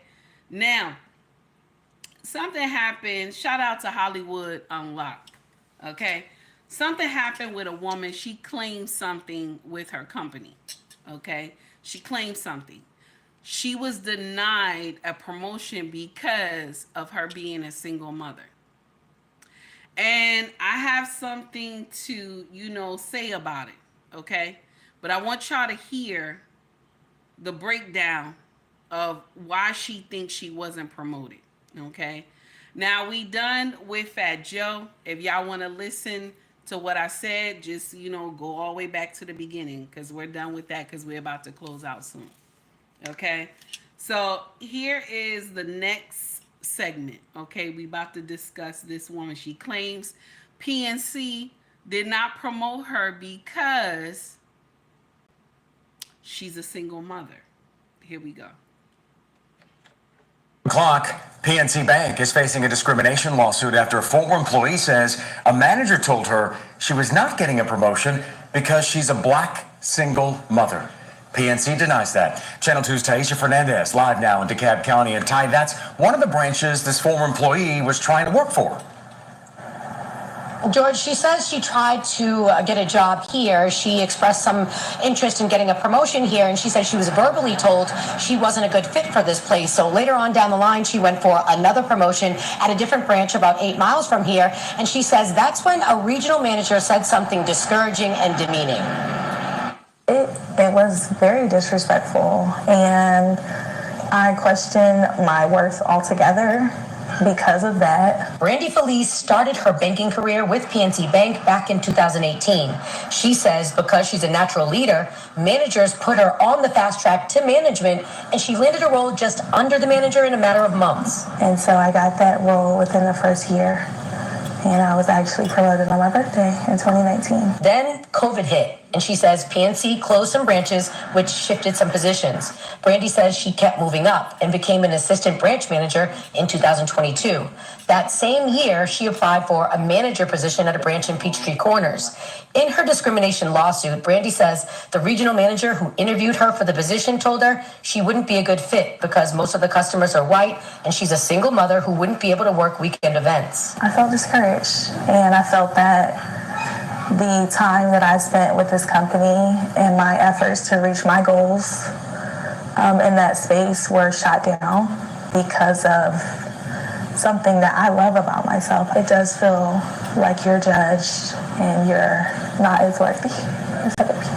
A spokesperson for PNC Bank says We believe Ms. Felice was treated fairly and consistent with our company values, policies, and practices. PNC does not tolerate discrimination or retaliation, and we look forward to presenting the facts in court. Brandy's attorney believes PNC can learn from this lawsuit. It's a chance for them to show some accountability. How many young women of color are being denied opportunities for the same kinds of biased reasons that were used to hold Brandy Felice back? Now, Brandy has moved on to a whole other career path now, and she contemplated even coming forward because she knows what comes with this. She says people keep telling her that single mothers are some of the strongest people out there, and she will continue to pursue this fully. We are live in DeKalb County in Doraville. Taisha Fernandez, Channel 2 Action News. Shout out to Hollywood Unlocked. So we're going to play devil's advocate a little bit right now. Okay. When you are a single mother and the child gets sick and you do not have a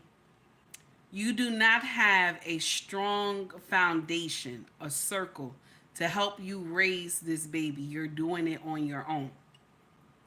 And you are a branch manager, okay? And the school call you, or either the child is at practice and you don't have anybody to pick this child up.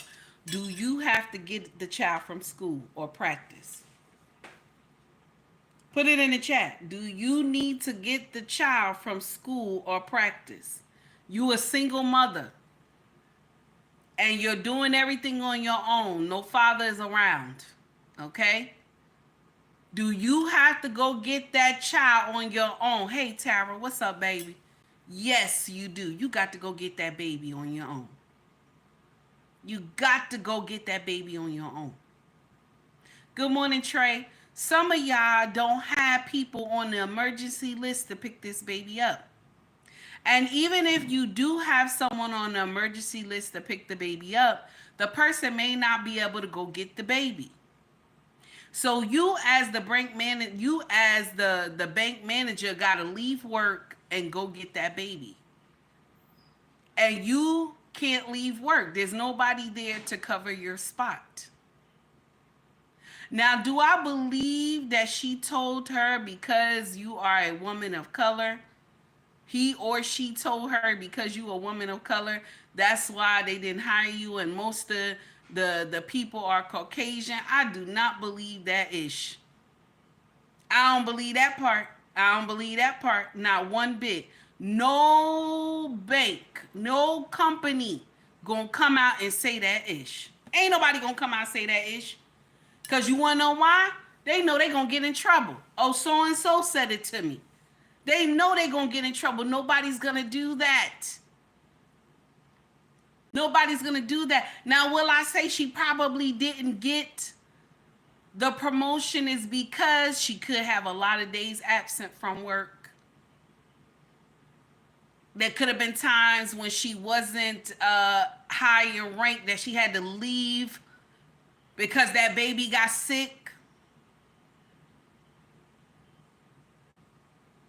I'm just saying, as a single mother, you have to do a lot. I was a single mother.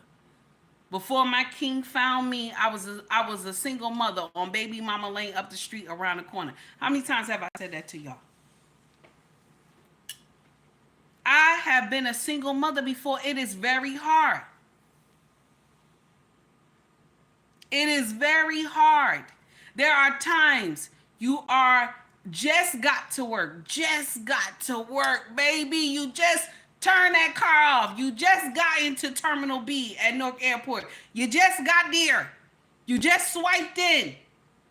20 minutes into swiping in, you're about to hit the ground. You're about to get up there and start doing some work. You about to hit the ground. Then all of a sudden you get a call over the radio, come to the office. You come to the office. It's the school. Oh, the child is throwing up and everything like that. We need you to come get him and this and that. You just got to Newark Airport. You just got there.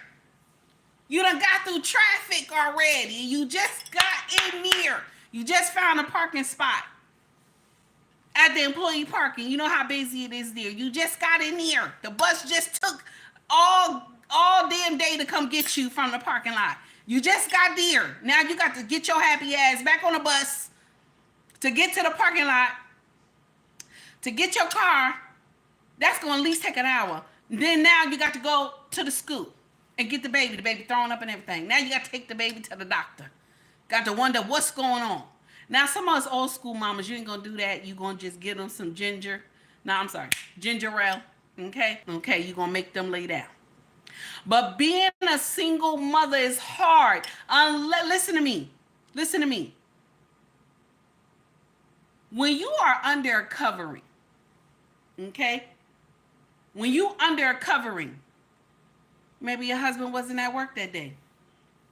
He off, okay?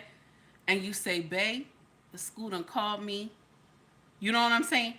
The school done called me. Okay? School done called me, told me this boy up there sick. And then your king tell you, baby, don't worry about it. I got it. I'm going down there to get him. You know what I'm saying?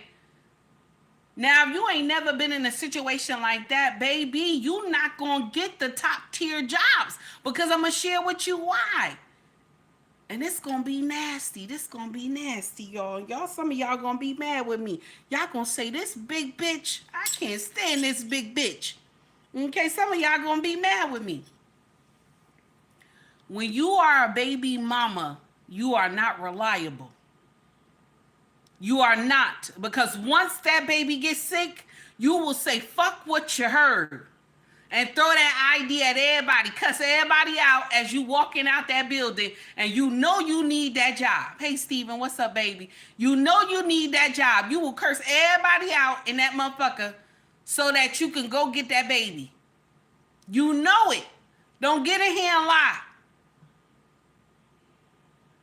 Don't get in here and lie. I have clearly been at work 1 hour, and this has happened to me. Been at work 1 hour. This boy done got sick. This is when I was a baby mama. This boy done got sick, and nobody could get him. I couldn't get nobody. I was calling everybody. Could somebody go get him? This and that. Nobody could go get him. And I told my boss, listen, you do what you got to do, but I got to go. I got to go. You the only one that know how to run this machine, this and that. I said, listen. Now, this what could happen. This is what could happen. The person that I'm supposed to relieve, okay? The person I'm supposed to relieve, let them stay here an extra 2 hours while I go get this boy. Take this boy to my mama's house. Let my mama take care of him for me. And I'll bring my happy ass back, okay? Or either can I bring the child with me? You know what I'm saying? So this is the uncomfortable truth being a baby mama. There's nobody there to help you. So yes, you are unreliable. I'm sorry. You're unreliable. I know that this is nasty, but it's true. You unreliable. You can't be at that job. That job, you can't. Listen to me. They said she got to be there on weekends. And this is a black woman. You telling a black woman she gonna miss all the weekends with her kids. She on her own raising them. While they in school, okay, but the weekends, you not able to make it on the weekends. To work. Ain't no job gonna let you do that. Ain't no job gonna let you do that. My sisters, don't get offended.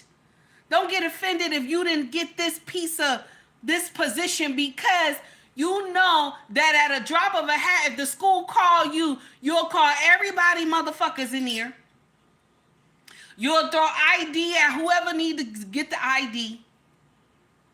You'll curse everybody out on the way leaving the building because they won't let you leave. You know, they tell you, oh, we don't have your relief. Come on now. There's many jobs that'll tell you, well, we don't have your relief. And you tell them, well, mother so-and-so, you better get my relief. Because I got to go. I will leave this post empty. My child is in trouble. Now, do I believe that somebody said to her, because you are a woman of color, you didn't get this position? I believe she lying about that part. I know it's nasty. Y'all like, take heed. Oh, damn, take heed, this and that. Take heed, you wrong. Damn. No, I believe she lying about that part. Now, her being a single mama, she ain't lying about that part. When you're a single mama, you're not reliable. You're not. You're not reliable. Now, he said black people. Somebody said black people. No. I said single mama. That could be Hispanic, Caucasian, Asian, no matter what. When you are a single mama and you doing it by yourself, you quick to say, fuck this job. If you ain't got nobody to get that baby from school, you quick to say, fuck this job. If the child was at practice and the child got a head collision, ain't no job gonna be able to tell you you can't leave until you get relief. This woman will drop that ID, throw it straight across the room and hit somebody with the ID and say, F this job. Because I got to see about my baby.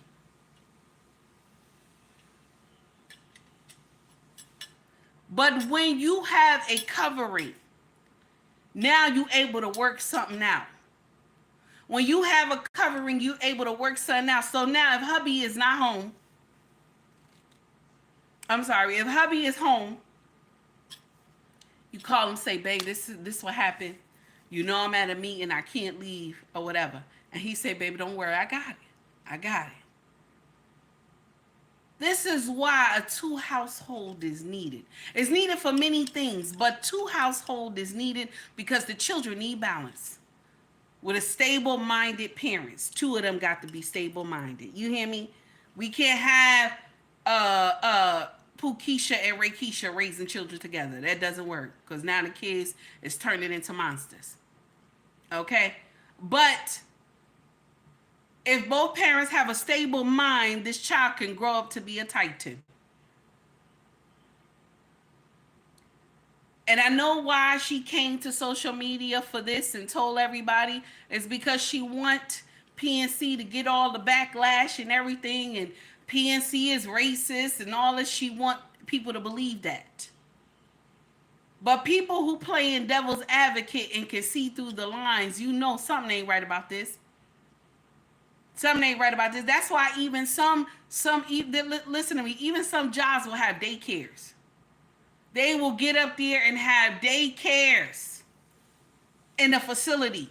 So now you don't have a babysitter. You bring that baby to the facility while you working. They done got so smart with it now. They like, nah, we got daycares. We got the nurse here and everything. The baby gets sick. They done got so smart with it.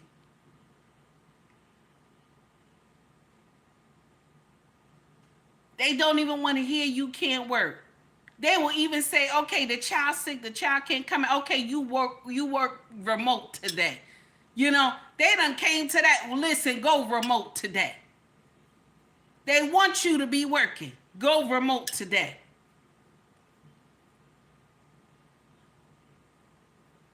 Being a single mother is not a cakewalk. But we the same culture that get in here and promote it. I'm a single mother. I'm a black queen. I know how to raise my children. I'm a good mama. You get out here and say all that foolery, and the child is missing the one component that they need to make it with a strong mindset. That's the daddy. That's the daddy. I don't know if you thought it was something else. And let me just get out here and quickly say that. It's the daddy. They need the daddy. But the daddy got to have the right mindset, that king mindset. I ain't say money. I ain't say cars. I ain't say house. I said the king mindset he got to have for those children to grow up to be productive people.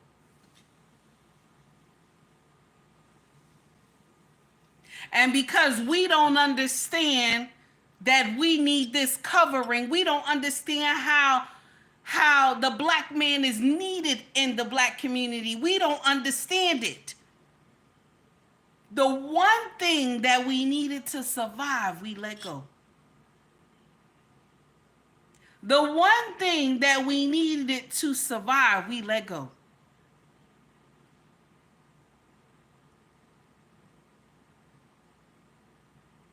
Because they came out here and told you was a black queen.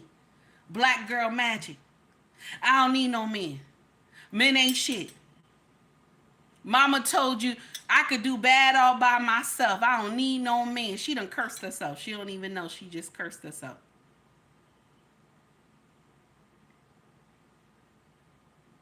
She done cursed herself.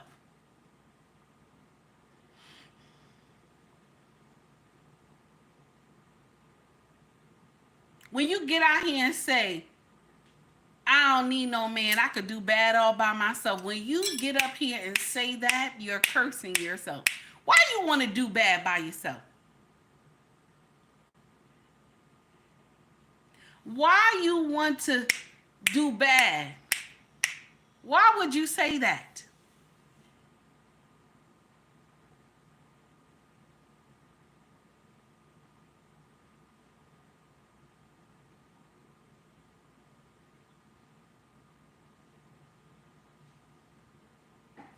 We're listening to teachings from old. We're listening from teachings of old that are evil and demonic to the future of our bloodline. Where we're getting out here,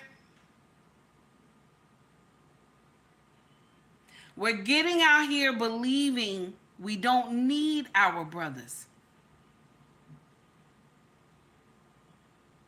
We're getting out here believing that the black man is not needed. And this is why our numbers have only grown a small amount since the late 70s. And from other factors as well. Y'all already know we're the highest in deletions.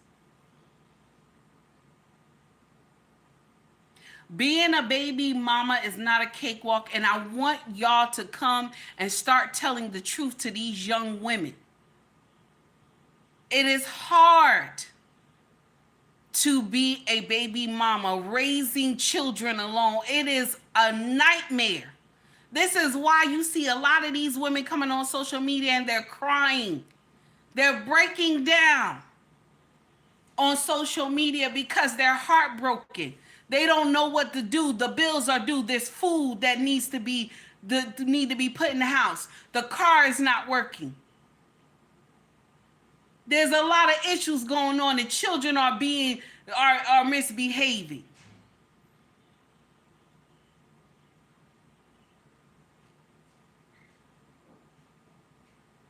The children are not doing what they're supposed to do. And so you're raising these babies alone. It is hard. But y'all get out here and promote this foolery. And so this woman is saying she got passed up for an opportunity because she's black. No, baby, you got passed up for the opportunity because you're not reliable. I cannot get up here and say that I'm reliable when it comes to if my child is sick. If my child is sick, my child will come first. If you want to say who's reliable, a single mother is more reliable to the child than anything. She can't be reliable to anybody else. That child she has to be reliable to. Because that child is small and defensive, and I'm going to say that word wrong. The child is small and is not able to fight for themselves.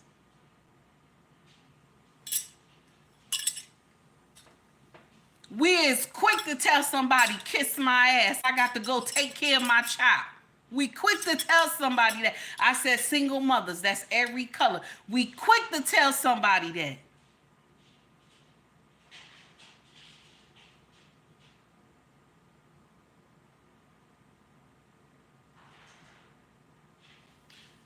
Quick story, and I'm going to let y'all go. I worked in Newark Airport for many years. Half of my life, I worked for Port Authority. One of my employees got a call from the school that her son had an asthma attack at school. I told my manager, I said, look at this. The school just called me, and this woman just got here. The school just called me that the baby had an asthma attack. She gonna tell me not to say nothing, just just advise her, but tell her we ain't got nobody. You know what I'm saying? Like don't just let her go. That's what she told me. So now, mind you, I was going to see a sister. I was going to see my own. Okay, I was going to see my own. I had a business gray suit on and some heels. I was going to see my own. Going down here to the AOA. If y'all don't know what the AOA is, that's where the planes are. Okay, I was going down there. I get out there. She like, what's up, Suge? I said, baby, listen, this is what's going on, honey. She up there crying. She like, I got to go. I said, but so-and-so said they ain't got no relief for you. She crying.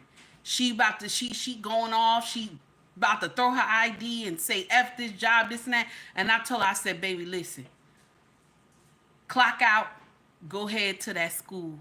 I got your spot. I'm out there in a business suit and heels, y'all. Out there securing the AOA, baby. Because my sister in trouble and I was a single mother, I knew how hard it was. I told her, I said, baby, go ahead and take care of your son. And come on in tomorrow. You ain't going to be suspended. I'll talk to Annie about it. Don't you worry. So now, I'm out there. Annie calls me. What you doing? What you doing? Because Delta done called me and told me you outside. I said, I'm out here because this woman got to go. Her baby had an asthma attack. So my manager says to me, but we got 7 other airlines up here that they about to rev up and you need to be up here. And I said, listen to me. I got 3 leads up there on that floor. If they don't know their job, they gonna get suspended if they don't know their job. So now I radio all the leads and I tell them, listen, I'm outside on the AOA. Don't y'all do no foolishness. Make sure everything runs smooth. And once I get somebody to get here, I'll be up there. It took about 2 hours. I got somebody in there. I was out there on that AOA in the business suit and some heels. Okay? Yes, I was. 2 hours. And everything ran smooth. And my manager told me I should suspend you. I wiped my suit off real quick. I said, baby, you ain't got nobody to run this shit like I do. You ain't got nobody. You ain't got nobody that runs this shit like I do. I gotta go to Starbucks. And I walked out the office. Yes, I don't have time. So when you get in here and you say that you reliable and this is why, I know you can't be. I was a baby mama. I know you can't be. There was a time I was told that I had to be in Newark Airport for 24 hours because we had a horrible snowstorm. I had to be there 24 hours. I was the supervisor. I had to stay there. It was crazy.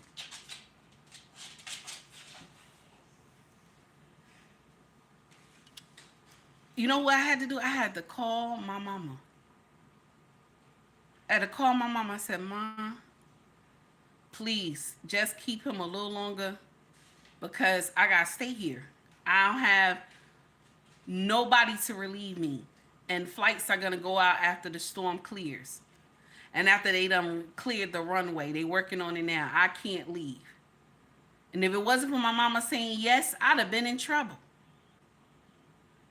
That was back in the day. It was a long time ago. That boy 30 years old now.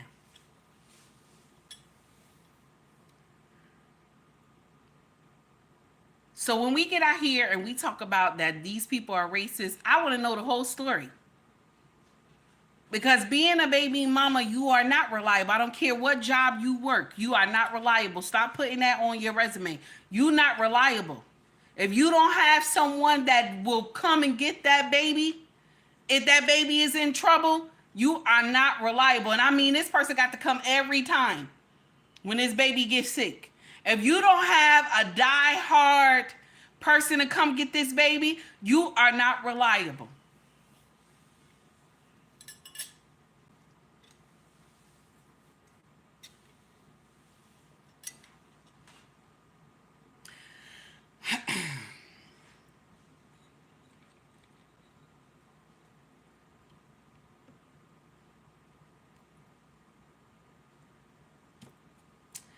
Thank you, everybody, for coming. I appreciate y'all. Y'all could be anywhere else, but y'all said, let me go see what this loudmouth heifer talking about. And I appreciate y'all. And I'm sorry for the potty mouth. At times I get a little bit indignant. Okay? I'm sorry for the potty mouth. I get a little bit indignant. Okay? If you like the content, please like and subscribe to the page. Also, donate to the page if you like the content. So, Cash App, Venmo, and Super Chat is available, okay, in my bio. The Super Chat is available right now while we on live, okay? If you want to shop with us, our family business is called ubmrexfashion.com, okay? ubmrexfashion.com. The links are in my bio. If you want the best deals, go to ubmrexfashion.com, because the other links that are there, we pay, we got to pay a middleman. So you got Mercari, POSHMARK, and eBay. You will see the links in my bio. If you want to shop merch, okay, I got shirts, hoodies, water bottles, mugs, baby clothes as well. YouTube is doing the damn thing, okay, with the cartoon form of me, and you got some words in the corner that say take heed to the message. If you're interested, okay? If you're interested, okay? So scroll to the top of the page of my YouTube and you will see shop or store, okay? And go in there and see what you like. To everybody who came today, I appreciate you. For everybody who made a comment, I appreciate you. For everybody who made a hateration comment, I still appreciate you because you gave me a view. And for all the haters who watch from the cloud, baby, you still hit the like button. Still hit the like button because you came to see my big ass. Still hit the like button, okay? Everybody have a wonderful day. And I got to play my Christmas song. Okay? All right? To all the content creators that are in the house, much love to you all. Y'all have a wonderful Sunday. And we good. We out. See y'all later. I want a lot for Christmas, just for you to mind your business. Why you so worried about me? Don't have no gifts under your tree. Did you not know Christmas was coming? I ain't got it, don't ask for nothing. It's not hard to see. I only bought I love this part. Christmas gifts for me.